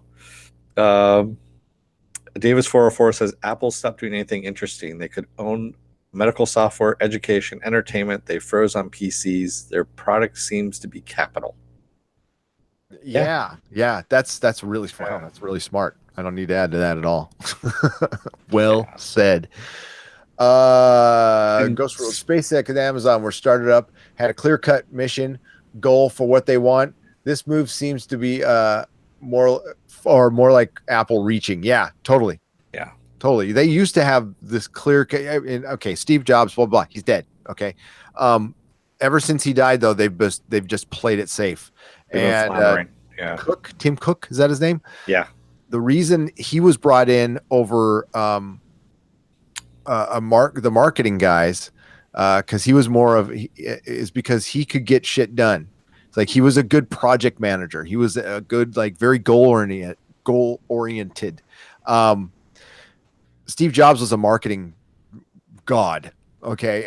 And they need to get back to that. They haven't innovated shit. I got my wife an Apple Watch. She wanted an Apple Watch. And I wanted to make her happy. I wasn't really impressed with it, but she is, and that's cool. It was her birthday. And yeah, it wasn't even that much money. Like, I thought the Apple Watches would, like, go up and, like all Apple things, they can kind of go up in value, but no, this thing is so devalued now. It's very cheap to get. And it's okay, but I don't know why the hell you need it, to be honest with you. It's just one little extra thing to be your extra fucking thing. Those watches kind of fizzled and died when they came out. Oh yeah. You don't need to compete with the phone. I mean, but again, Samsung, I think, would be totally kicking Apple's ass right now if they hadn't had their little battery issue, which they've solved completely. And I've got, this is no commercial, I don't care, but I got a Galaxy Note 8. I freaking love this thing, man. I love it. It does everything. And I mean, I don't like the fact that I'm old fashioned, so I like to I like to be able to open my phone and put in an extra SD card, but now they won't let you do that, which sucks. But the camera's like a 4K camera on that thing, kicks ass. But I will bitch about one thing. Yes. I watch a lot of YouTube on this thing, and my screen's burned. There's shadowing on my screen. Wow. A little disappointed about that. Yeah, I just. You know what? I actually heard about that, and if you contact them, they should be able to fix your screen. That's good. Yeah, because it's bad. But I do watch a S-load of YouTube on it, so I don't know. Apple, say motherfucker. You can say shitload. I know. I try to check myself. Let's say progress, not perfection. Progress, not perfection. My kids are so fucking good. They don't cuss as much as I do. They don't care that I cuss. I mean, my youngest is like, I don't even, I know I've checked the DNA. I know he's mine. I just don't believe it. And I don't believe it's my wife's either, because she's as crass as I am.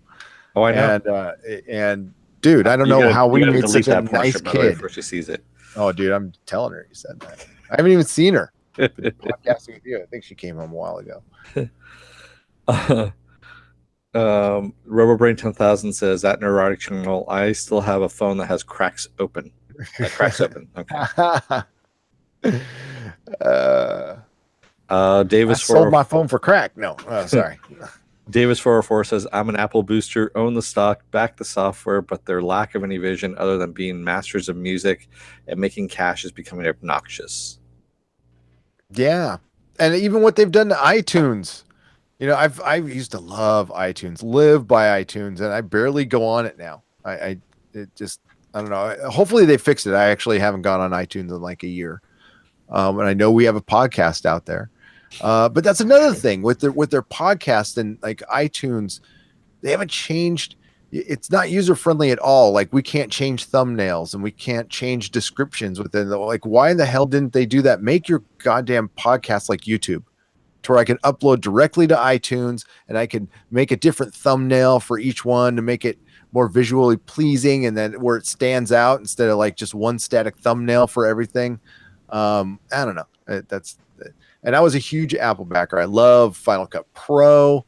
I still love it, even in its bastardized form. Photoshop. I love the Apple's how Photoshop works on my Apple, and I'm on a Mac right now. So I love it for my art, but it seems like they went backwards, and I paid it. These things are expensive. Mm-hmm. These are really expensive. I've got a 12-year-old Mac Mini. I kept my old one. Listen, the computers. I cannot argue with the fact that I haven't had a virus. I started using Mac computers in 2010. I have not ever had a virus. I've never had an issue of my system shutting down for an update in the middle of anything. They are rock solid for that. My computer lasted 7 years, so I can't complain about that. Jody says at Mark Maggio, now imagine where they'd be if Steve Jobs was still alive. Also, it's possible they were using whatever final plans Jobs gave them before he died. This is because Mark Maggio said, well, guys, what are you smoking? Apple just had their most successful quarters. They sold more watches than the whole Swiss Army has industry. Their stock is doing well, but nobody's talking about it. I mean, like there isn't the wow factor. Well, the wow factor's gone. There isn't people waiting in the lines for phone. You can get them on day of now. And of course, that's law of diminishing returns. Of course, that's going to happen. But you can't argue that they've been really boring lately. They haven't been super innovative. The watch is not taking off. They might have sold more, but it's just not. And maybe it's a slow burner. Maybe that's why my wife picked it up. Maybe they've worked out the kinks and made it a little better and more people are buying it. But I don't know. And $1,000 for a phone. Yeah. Please. That's pushing things a lot. It's a good stock though. Can't complain about that. You're a good man. And speaking of old industries, Comcast, trying to undercut the whole Fox Disney deal, has made a $31 billion bid for Sky, the European TV network. I think we kind of talked about this last week, but they're trying to screw up the Fox deal. That's all it is. Problem is the Fox deal with Disney doesn't include Sky. Yeah, I know. And it's kind of funny though, also because I think Comcast might be kind of overbidding on this one. I was reading something in the industry report. I believe it was it's part Variety, part Wall Street Journal, where they're talking about that 70% of the Sky customers are old landline-based cable. So it's not, streaming services or anything like that. They're not getting into any new technology, if you will. It's the old cable service is basically what they're bidding on right now, which means that you have 70% of your clients there are potential cable, cord cutters, which is where the trend is going right now. Yeah, but you think they would know that? I don't know. I don't know. I think they're just trying to ruin the Disney deal, which is not going to work. Yeah, I don't know, man. Because that I know they're trying to do their own version of a streaming service as well. Oh God, this is just like the set-top box thing from 5 years ago. Yeah, I know it is. It really is. If we're lucky, one of these streaming services, like these mythical streamers, what's taking them so fucking long? Like CBS All Access had theirs ready in a year and a half, something like that. Yeah, DirecTV Now, had theirs ready, same thing. Yeah. Well, DirecTV Now is just like Sling. That's not like really their own stream service. They're more like middleman. Like what Disney's creating is their own platform. All right, so it's way different than just piggybacking off something else. But it's all this hubbub is gonna be nothing in 5 years when maybe one or two of these streaming services will be successful. Some will prod along. I mean, how many of you guys use Vudu? Vudu's out there. That's a streaming service. They closed down? No, it's still around.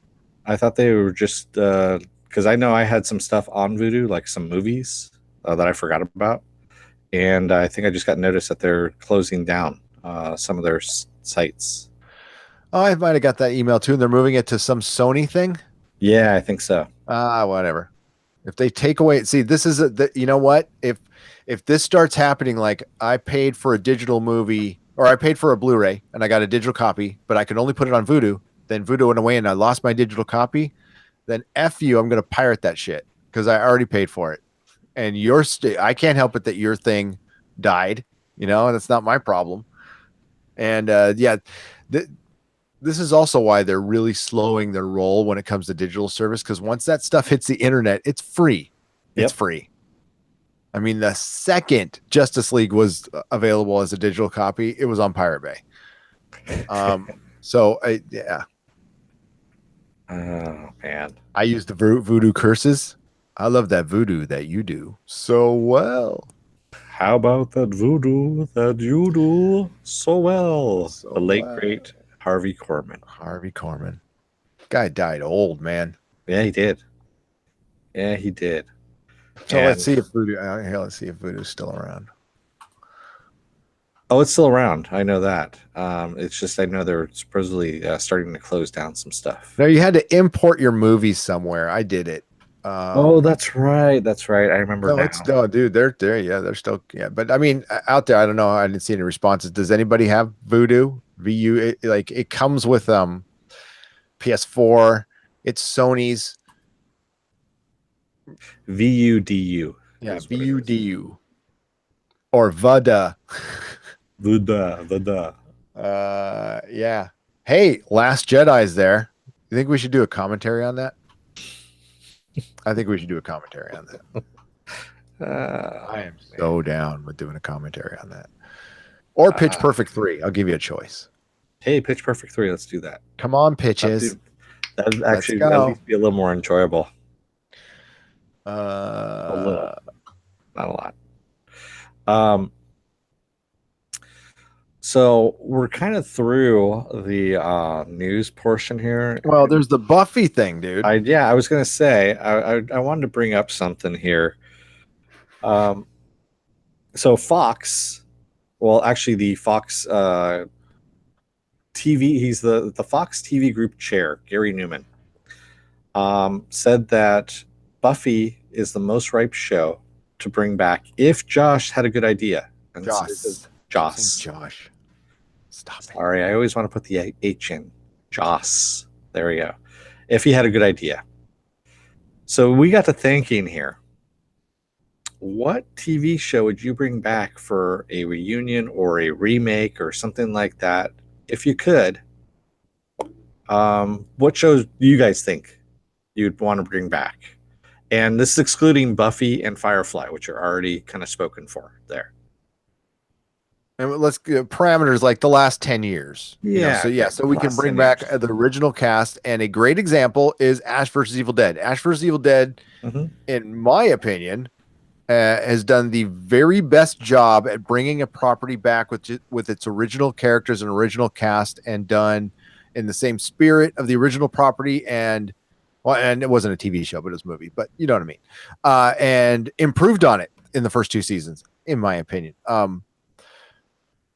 Like Mad Max, in a sense, I mean, they changed the character, but that was a great thing to bring back. But as far as TV, like Gilmore Girls, I didn't watch the Gilmore Girls, I didn't watch the original, I didn't watch the new one, but something like that, something done well with respect and something you would keep on watching.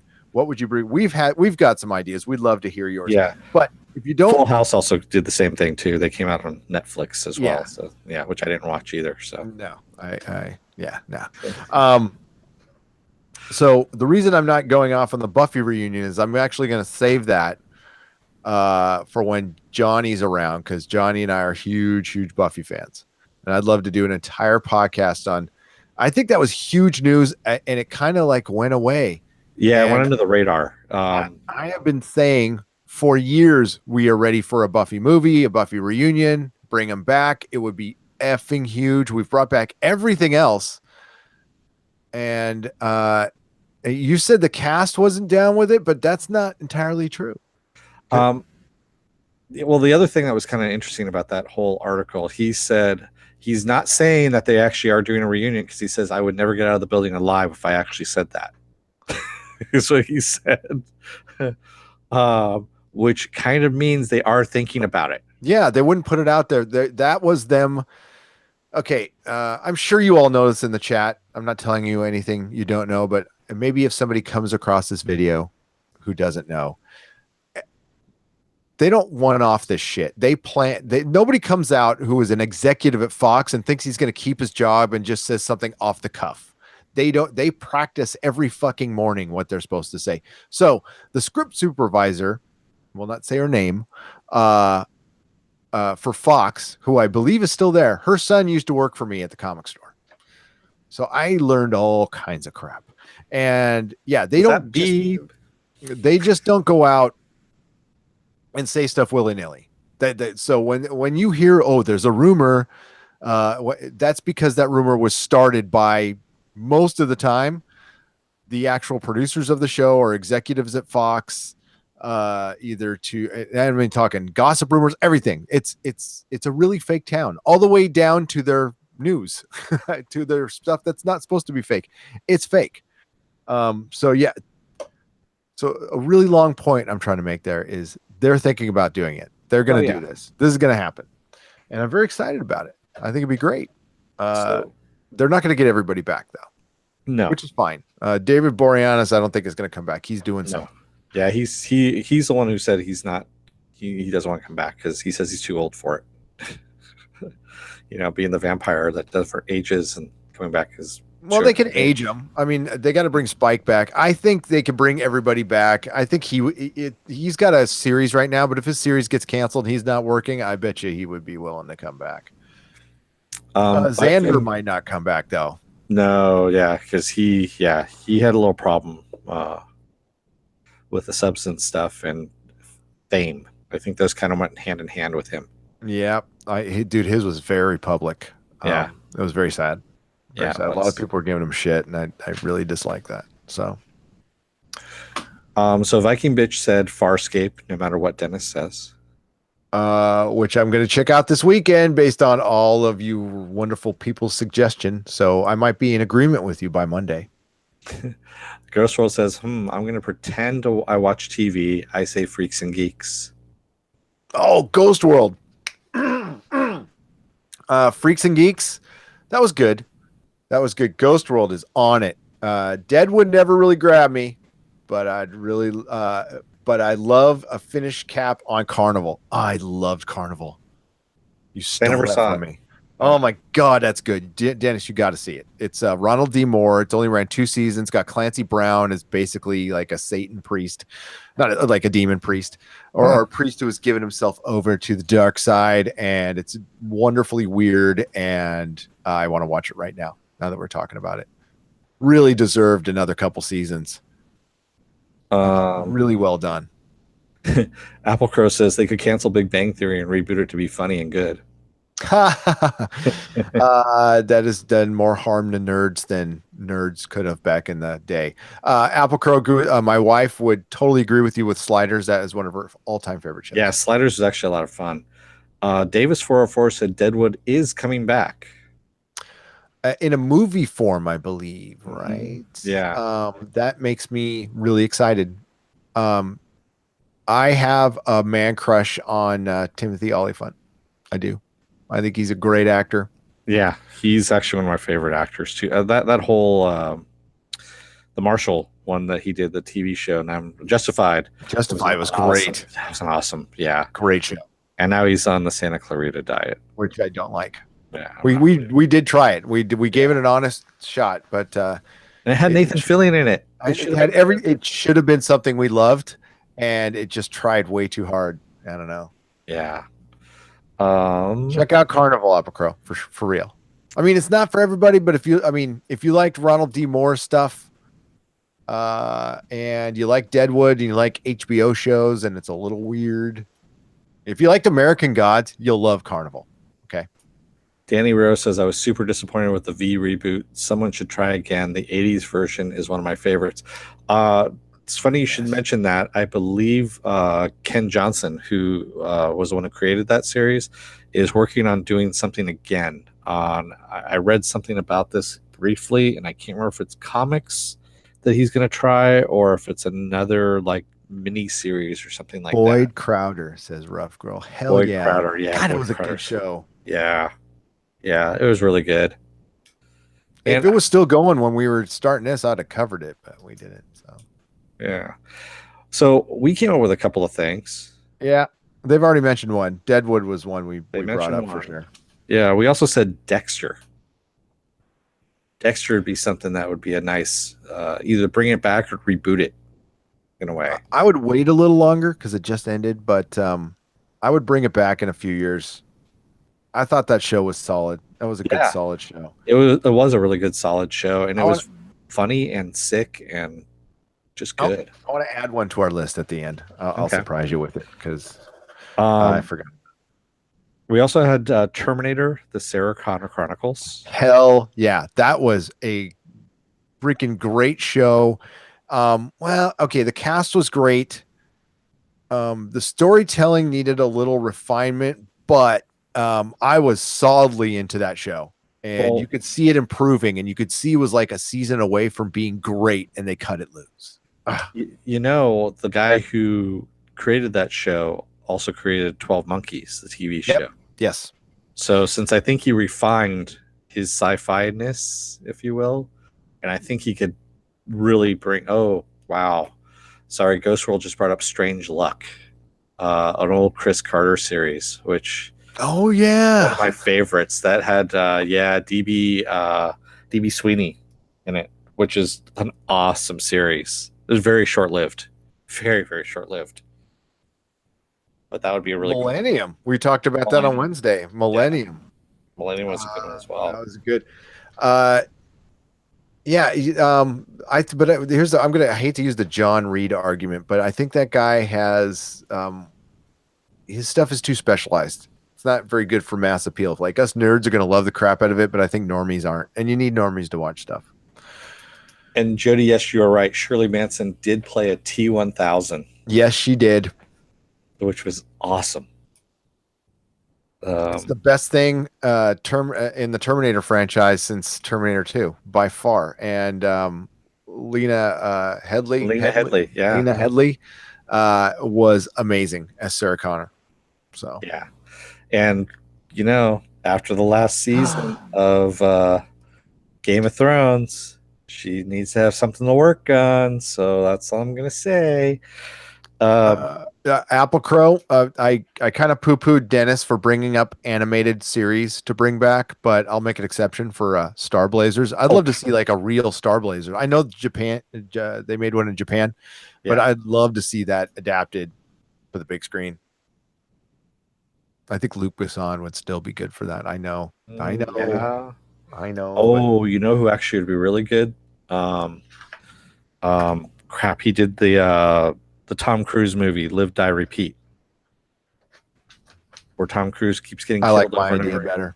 I think Luc Besson does pretty better, and it needs to be pretty and badass at the same time. I don't know if he could do it. Star Blazers, Battleship Yamamoto. Yes, Battleship Yamamoto. Which I never knew that was the name. I always knew it as Star Blazers. It used to be on at 6 a.m. in San Diego, and I'd wake up an hour before school to watch that damn show. God, it was Edge of Tomorrow. Yes, Edge of Tomorrow. Thank you, Jody. It went by a couple different names, so yeah, Edge of Tomorrow. Gary came up with Torchwood. Yes, bring back Torchwood, and I would put River Song in it, like I've always talked. Put River Song, Captain Jack together, going on adventures. You bring back Captain Jack's brother. Yes, Doug Liman. Doug Liman can direct pretty much everything. He's great. Yeah, that's what I was saying for Star Blazer. I am a young man. I was once. It's not the years, it's the mileage. So what is that? Torchwood. So Torchwood is it never fully realized itself. It was such a great concept, and it had the third season was amazing. That was some dark shit, by the way. That was super dark. The one that they just did in 2011 on Showtime was like half good.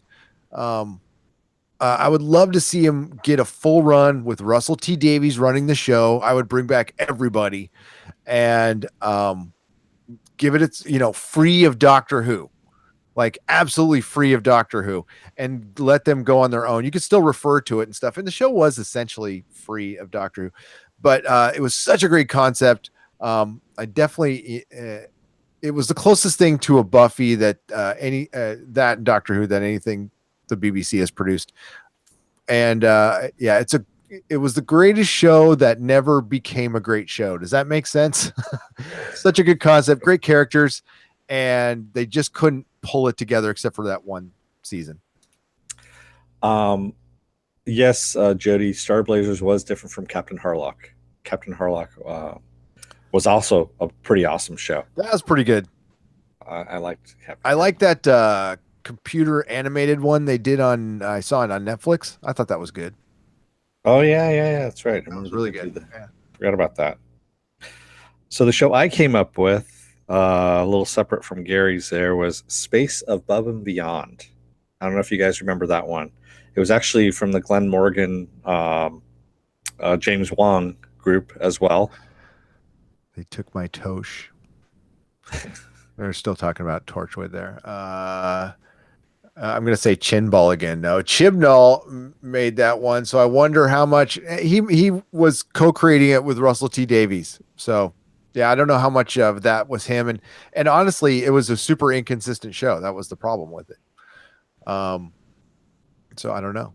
I think if just Russell T Davies was running it, it would be better. But I'm sorry, what were you saying there? Apple Crow was saying, I was going to say Space Above and Beyond, but you said 10 years.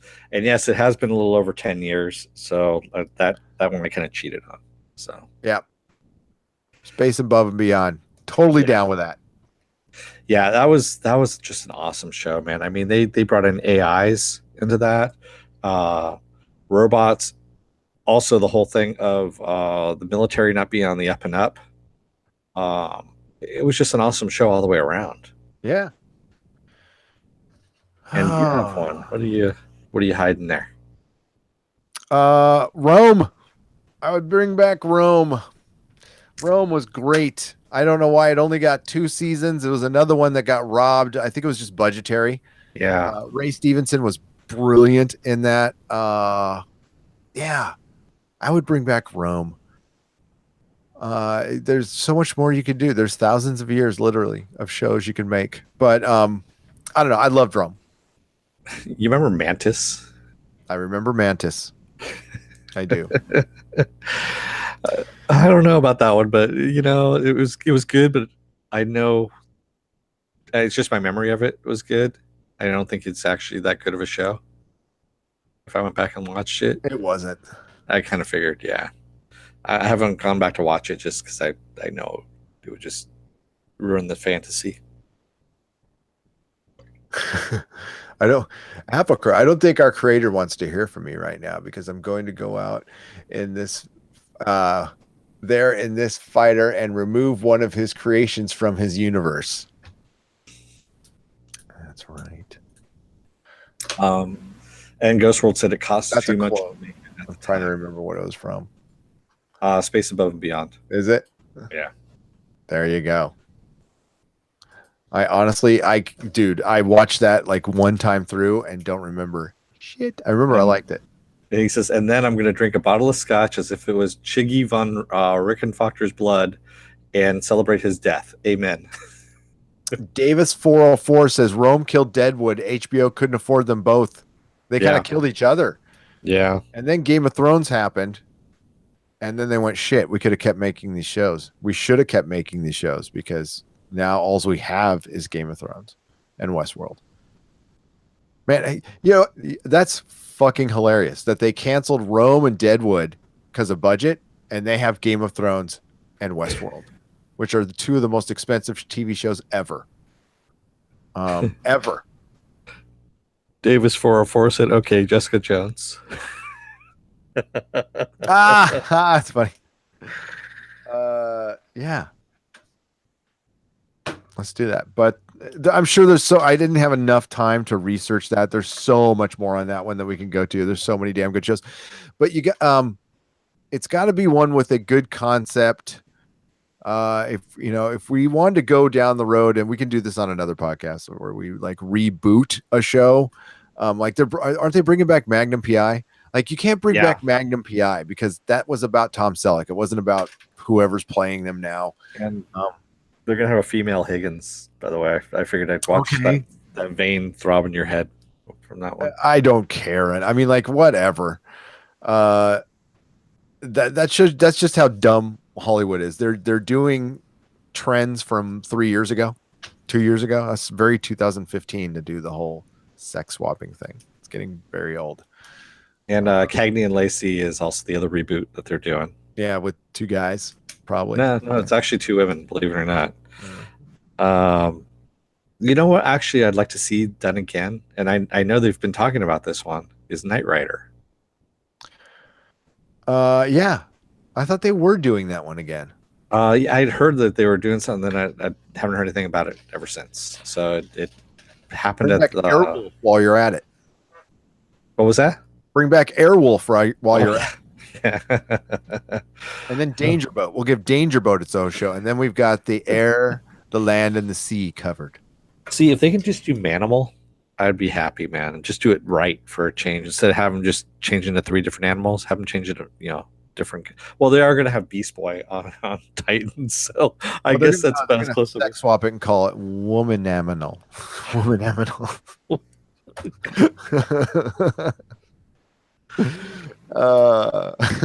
Ow. Yes.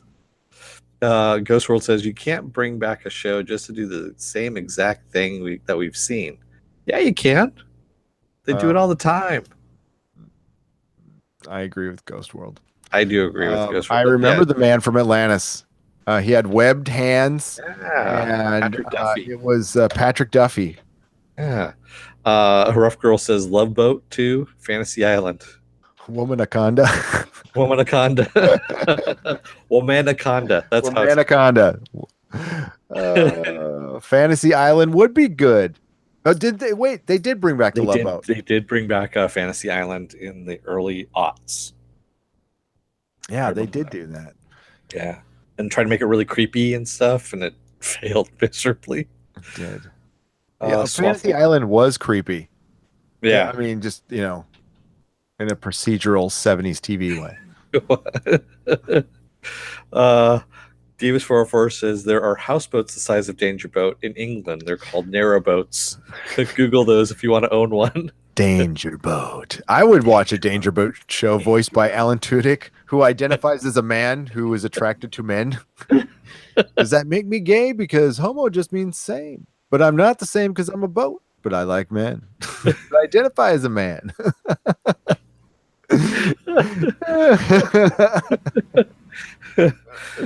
Oh, that's just good writing right there. It really is. So, okay, who would you have run? Well, of course we want original creators, but say you couldn't get rid. So we would just have Ben Edlund write everything. I would exactly. I would. Everything, man. But his backup writer could be Justin Marks from Counterpart. Because that guy's pretty fucking good. Drew Goddard, Drew Goddard, Russell T Davies, Stephen DeKnight, Sam Raimi. Or Ivan Raimi. I want to bring a woman here. So Melissa Rosenberg from season 1. The season 1 Jessica Jones, Melissa Rosenberg can come in.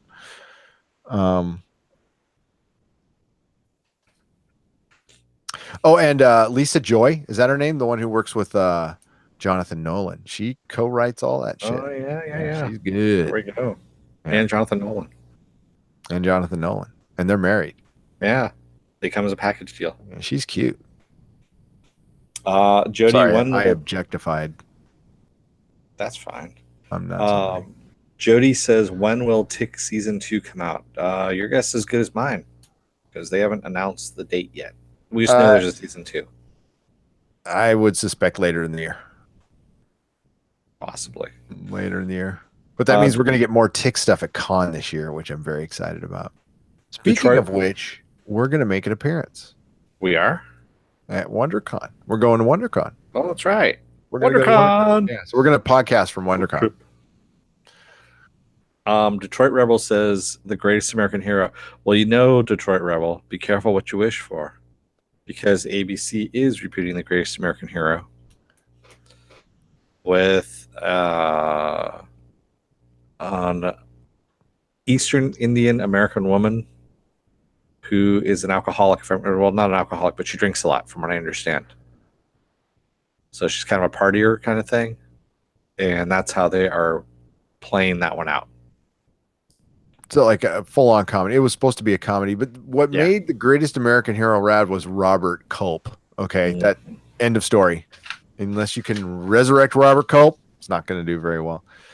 Yeah, network TV's dead, ladies and gentlemen. It's freaking dead. Yeah, and that's a good thing. Raymond Verada says Hannah Simone. Yeah, I know they just cast Hannah Simone as the main character, and that interested me. But I still go back into the synopsis of what that show is, and I can't get behind it. Even though she's in it, I really love Hannah Simone, but I've seen her in some duds too. And yeah, if the writing's not up to par, it could tank pretty badly. Rough Girl, yes. Oh my God, I've been on the craziest Tales from the Crypt kick lately. She said Tales from the Crypt, Creep Show. Yeah. Pick either one. It was, sometimes you're on Wikipedia, right? And you start following the links and you just go where the Wikipedia Down the rabbit hole. you down the rabbit hole. I was doing that on YouTube and I ran across a Tales from the Crypt, and I'm like, God, man, it's been a long time since I watched Tales from the Crypt. So I went back and watched one, and I watched two, and I watched 4 or 5. And then I went like looking into seeing who like wrote and directed those, and I had completely forgot like Masters worked on that show. Richard Donner directed. Tom Hanks' first directing job was on that show. I can't Dante. Just go to the Wikipedia. It's amazing. And if you think about it, it was always tongue in cheek and funny, but it was just as good as the Twilight Zone. I know those are strong, crazy words. That could. Oh no, it was as but good. It was. It was actually thrown about at the time those were out there. They were saying it was as good as Twilight Zone. So yeah, it's not far-fetched. BPRD should be a show. Yes. Yeah, it should For be a fuck's sake, BPRD. I'm with. I'm not showing it right now, but your exasperation, I feel it. Dennis and I have wanted this since the first time we talked about Hellboy. Mike Mignola also wants it too. He said it was actually set up to be a series, kind of like that in a way, where it's almost like a TV series, where you have a weekly, almost like X-Files in a way, but it's BPRD. Which would be awesome. It'd be like a TV series where one show came after the other on a weekly basis until took its season off. Almost in a serialized manner. Almost, yeah. Directed by people. Mm-hmm. Oh. I've heard of those things before. Fuck. I'm sure it took off and then got shot down a million times, and knowing how nihilistic Mignola is, he probably just fucking gave up. I can't wait till we can get, I don't know how much you can say though, but Derek's coming on soon, by the way. I'll have some news for you that on my Monday live stream. And God, how many times like things start and stop, and like it gets deep in production, like casting, costumes made, and then they just back out. Oh my God. It's lucky we get anything. Having just slightly seen the process, it's lucky we get anything. And if it's good, that's a freaking miracle. Detroit Rebel says, what do you guys think about the new Superman series on Sci-Fi? I believe Krypton. We're going to be covering it. It's funny you mentioned that. It's a good time for a plug. We will be covering it. It's going to be a little rough, the opening premiere date, because we have the X-Files finale that night too. So we're doing a podcasting doubleheader, and it'll be late. We're going to see if we can try to push it an hour earlier, but like tentatively right now, it's we're going to do X-Files at 9 Pacific time here in the States, and 10 for Krypton, which is way too late. But that's only for the first one, and then X-Files is over, and then Krypton will be like, I think we can do 8 on Krypton. Yeah, I think so. Maybe even sooner, because I think I might get the 6 o'clock feed. I kind Hopefully. of think Krypton's going to be good, Jody. Jody asked Gary and Dennis, do you think Krypton's going to rock or going to suck? Um, what if Krypton sucks? If it sucks, then we'll stop covering it. Trust me. Yeah. Yeah. I don't have time to cover. I mean, we'll give it a go. I mean, I'm not going to like bail out on one show, but like with the Alias, it was only 8 episodes, so we're like, oh, 2 episodes in, we got a good idea. Nah, Hmm. eject. With Krypton, I'll give it like a good 3-4 episodes before we I ain't got bail time out. for bad episodes. RoboBrain 10,000 says, I have no faith in Krypton. I was originally like that too. And then I saw the trailer, then I saw Brainiac, and I'm like, I at least got to try. Yeah. You guys see that Brainiac picture? That looked pretty good. Yeah. It did. Dude, Brainiac looks like Brainiac, man. He But looks good. it's David S. Goyer. Yeah, I know. That's the other thing you got to temper it with. You just got to go. It's the highs and the lows. Honestly, it's like it looks really good, but it's David S. Goyer. But it looks really good. You got Brainiac, and it's David S. Goyer.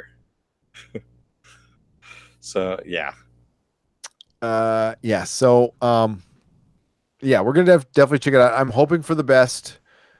Because when I first heard that, I'm like, God damn, it's another peripheral superhero show where we don't get our main guy and they're just going to refer to him all the time. And motherfuck, uh, it looks pretty good. So I don't know. Ghost World says if it sucks, we'll have funny hate watch sessions. Yes, we can do that too. We could do that. I don't mind We doing can do that too. I don't want it. We need a good show. We need a good show to be covered. Counterpart's almost over. Ash, like I'm enjoying Ash, but it's not doing very well for us, which is weird. that. Yeah. And then yeah, we got another what?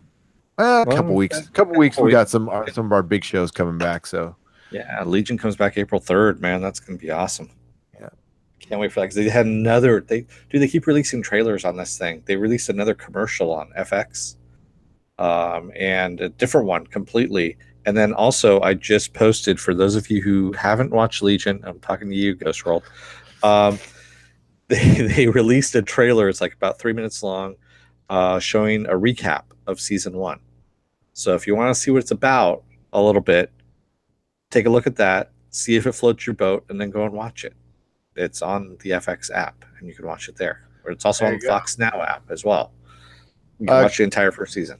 Goyer did Da Vinci Demons, says Yeah, Jody, right? And that's that was a true. pretty good show. And then if it sucks, Doomcock will let us know, says Viking Bitch. He will when he puts out some content, Doomcock. Come on. He puts a lot of stuff on his Patreon, I guess, but he hasn't put out a ton of. I love Doomcock. I've said that many times. I hope you guys are telling him I like when he was close. He doesn't even know. He doesn't even know who the hell I am. But he was at 998 subscribers, and I have like a couple of other Gmail accounts, and I just signed on to all of them and got him up to 1,000. It was me. Jody says, "Hey Gary and Dennis, would you guys ever have Doomcock guests on your show?" Fuck yeah. In a second. Oh my God, I love that guy. I think someone, it might have been Viking Bitch, might have I asked. think she did. Yeah, I'm gonna shoot him an email. He has production value, so I don't know if he could do it, but I would definitely. I think he's got more subscribers than me now. He should. Than us. Sorry.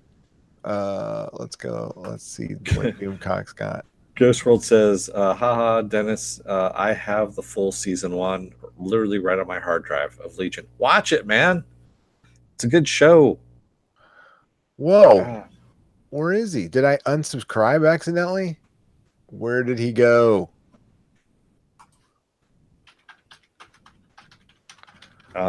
So also, Detroit Rebel says they mentioned Dr. Vance Trucker's name on Agents of S.H.I.E.L.D. Okay, I'm kind of blanking on Vance Trucker. Oh, here. it says Overlord DVD. I was looking for DVD Overlord. That's why. Yeah, he's passed us up. Good for him. What's he up to now? 1,600. We're Nice. not that far behind him, but yeah, he's at 1,683. Well deserved, but it's been a week since he put out a video. Hey, Gary, Dr. Yeah. Vance Trucker in the Marvel Universe. Do you know who that is? I'm blanking. I'm drawing a blank. Van Strucker? Vance Trucker. Vance Trucker. Yeah. I I don't want know to a say Vance Trucker. I know a Vance Trucker. yeah, that's what I'm thinking is Vance Trucker. So I think Detroit Rebel there just No, they might know. So I don't know everything. I don't know. I don't know either. He was mentioned on Agents of Shield. That's why. Uh Jody says I was about to say unless Gary is Doomcock, and Harvey Cthulhu is Dennis. Dun, I dun, know, right? dun. That would be, yeah, that's funny. Harvey Cthulhu is kind of like Dennis, isn't he? So how did they spell it? Here, I gotta look it up now. Dr. Vance, Vance, and then Trucker, Trucker. Well, maybe they're just trying to not say Vance Strucker. Yeah, that's what I thought it was too. But Yeah, I think that's what it is. But I'm not sure. I don't know everything. I don't know everything. I don't either.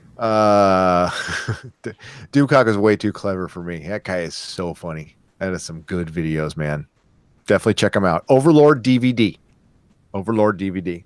Viking Bitch said Doomcock said he didn't want to just barge in here. He needs an invitation, just like all demon overlords do.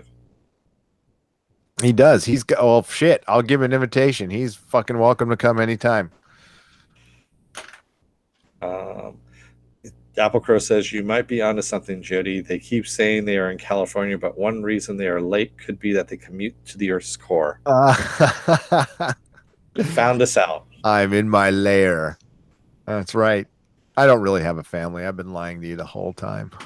You've never seen them. You've only heard my dogs. And those could be recordings too. Yeah, it could be recordings. It puts the lotion on its skin. Oh man. All So right. how about a little housekeeping, shall we? You can find all of our stuff over at our website, nerdrotic.com. Gary has a Instagram and also a Twitter account at Nerdrotics. I have a Twitter and an Instagram. My Twitter is something different. It's at DeForce. My Instagram is something else entirely, so we're not going to even go into that. You can also find us on Facebook. And we also have two different things. We have the Facebook page where I put all the news up.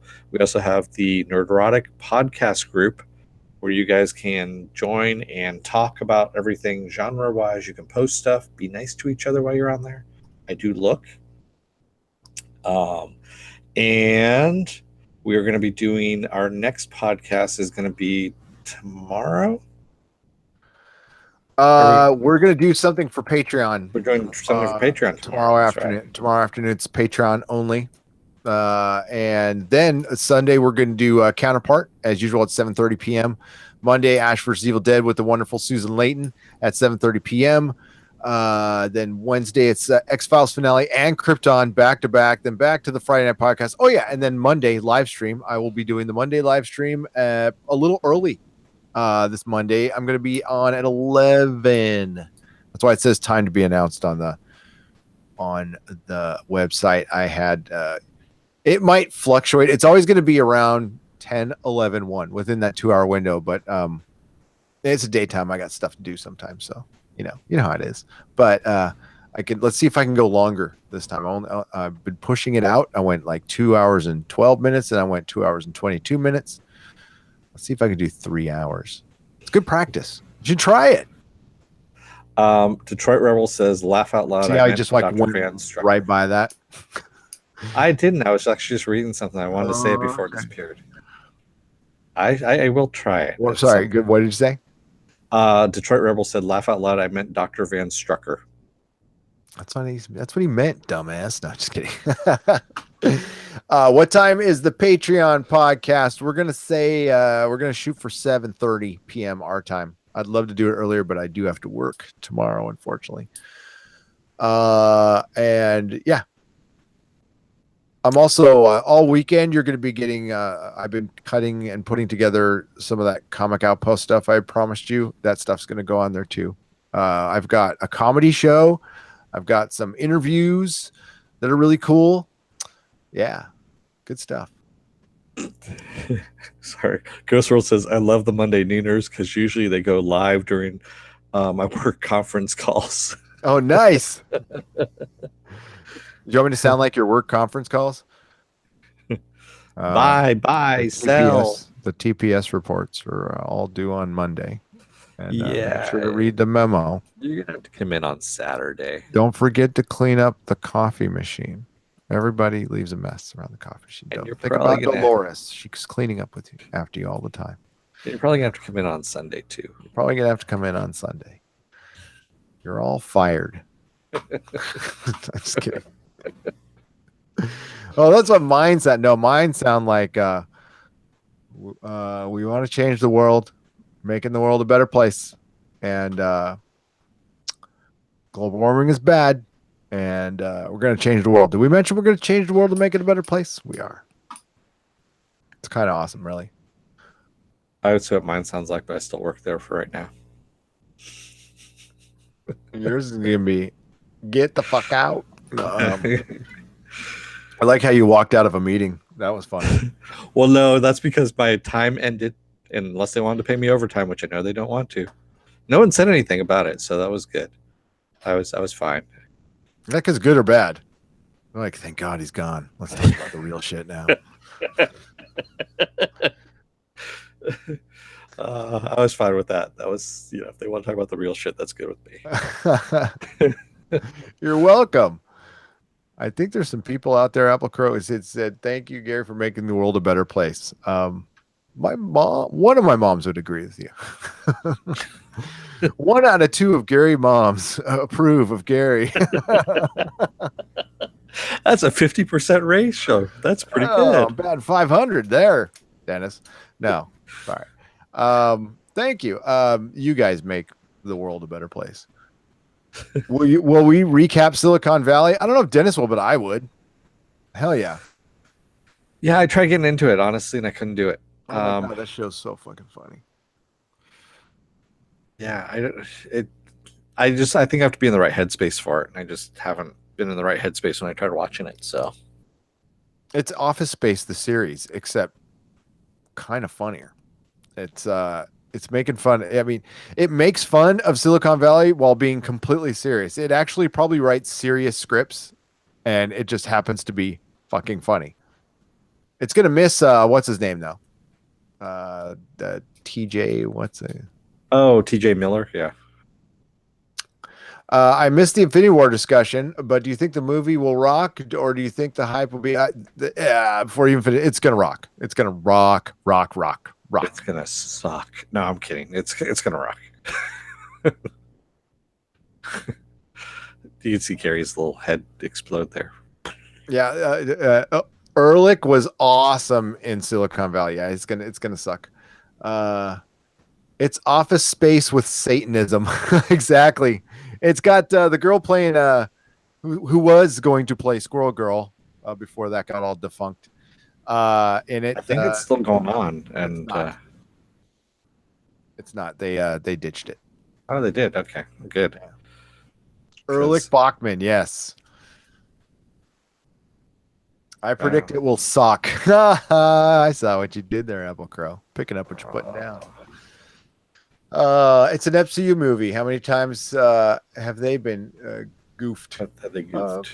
None, really. None. I mean, they've been guilty of being average to really good. I was just about to say they've done some average movies, but yeah, nothing bad. Yeah. No, they're not. They are not going to mess this one up. It's not like they did a Justice League. Or Amanda Crew, yes, Amanda Crew. She plays. Oh my God, I'm forgetting everybody's name. The Canadian guy's girlfriend. The guy I like the most. The Canadian one.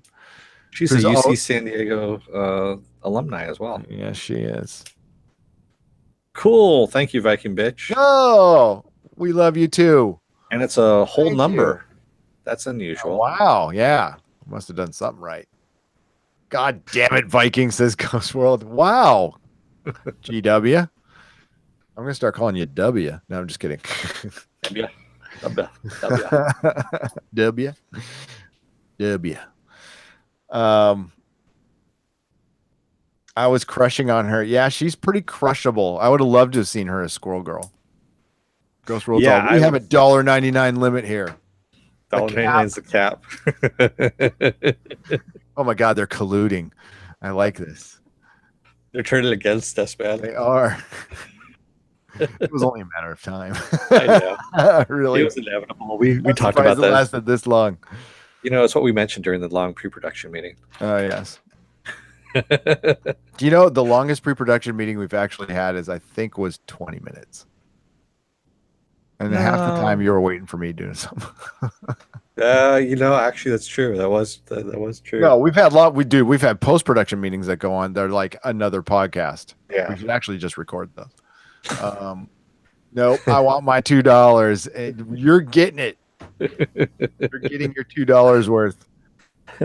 20 papers. You know, Silicon Valley is good enough. I can do it. I can recap it alone. It's just a half-hour show. So, I mean, I could just do like a 15, 20-minute recap. We could just talk about Silicon Valley. It's really, I wish I could go back and redo the whole damn show.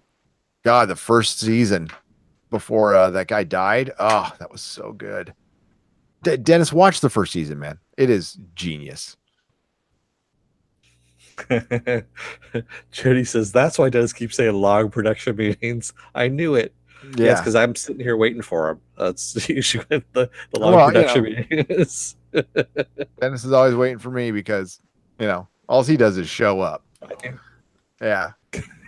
I'm not going to lie about it. Yeah. All he does is turn on his computer and sit there. Yeah.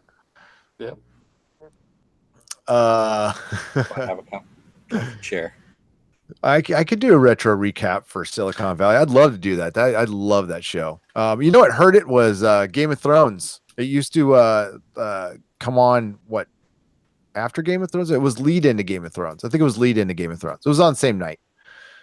Then they did that schedule switching. Schedule.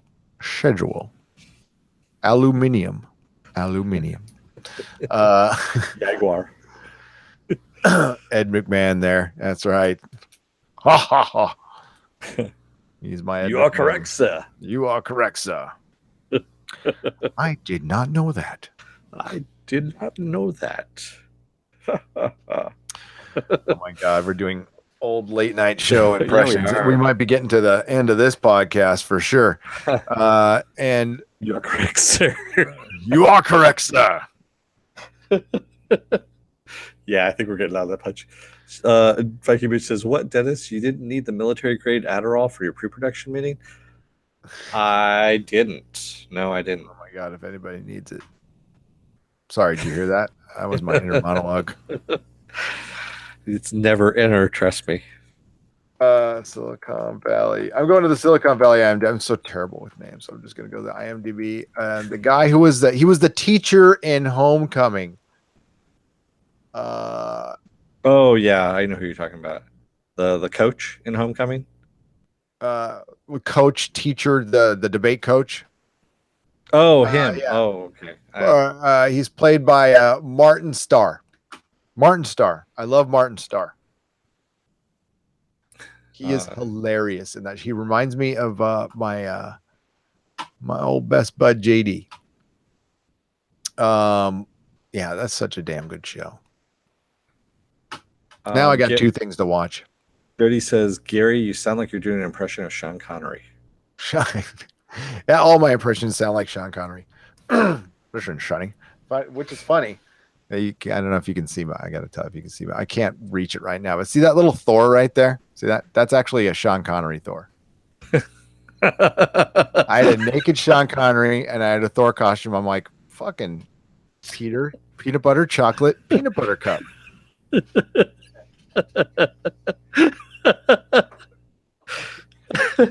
Listen, Shunny. Oh shit. Oh my God.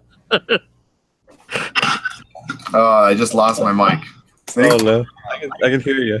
Hey, as long as you can hear me, that's fine. Yeah. That's what happens when you're a bored action factor. Oh man. Keep laughing. Oh, that's good. That's some good stuff, man.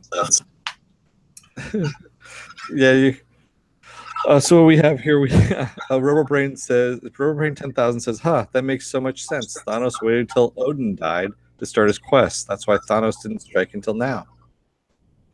That is a good theory. Can you hear me now? No, it's still echoey. Still echoey, huh? God damn it. Yeah. Now we should end it. This is stupid. We'll end it. Yeah. So, good night, everyone. Hang on. Keep talking. Okay, I'm gonna keep talking here, I guess. So Davis404 says, "Oh, trailer talk. Thanos isn't killing Captain America immediately out of respect. No, he's gonna kill Hawkeye first, and then he's gonna kill Captain America. That's how it's gonna go. Hela's already dead. Apple Crow. Sorry, do you think Hela will die? Yeah, she's. Raymond, I guess we're not leaving as of yet because Gary's trying to fix his mic here, so he will be on. He actually muted himself so he doesn't sound. We don't hear all this echoey stuff here. Jody says, "Well, after you got lost in this weird quasi Alec Guinness meets Ed McMahon impression." Yeah, he does kind of go off on that weird kind of melding of voices. I'm not. What do you want for fucking $2? So yeah, this is my Sean Connery Thor with the Captain action. His helmet doesn't stay on very good. But, yeah. That's what I do in my free time. Okay, Jesus Christ. Okay, so yeah, nerdrotic.com. That's where you can find all of our videos. Subscribe if you haven't subscribed before. Yeah, give to that Patreon so I can stop being cheap and buy a new microphone. And actually, I'm doing that. I'm not wasting way more time. This happened too much. So, yes, Dennis, take us out. Children of Earth, don't let the door hit your ass on the way out. Thank you again, Viking Bitch, for the super chat. Thank you to all our patrons. I'm going to have a graphic ready, so you will all be named on the end of every video. So I apologize. We're cutting out so quick because of my bad mic. Ghost World, Jody, David404, Raymond Verada. If I'm forgetting people, I'm sorry, but we should go. You should name some people before we go. Rubber Brain 10,000. I know we had Bam at the very beginning there. We also had Rough Girl, Viking Bitch, and Dante S. I forgot that he was there as well. Mark Magino was here as well. I already mentioned Rough Girl. And that's it. That's all we've got. All right. And Detroit Rebel. Sorry, that was the last one. Detroit Rebel. Cool. Am I still echoey? Yeah, you're a little echoey. God damn it. Okay. Take us out again, Dennis. Sorry, folks. Children of Earth, don't let the door hit your ass on the way out. May the small folks sing songs of your greatness. See you soon. Bye. Good night, everyone.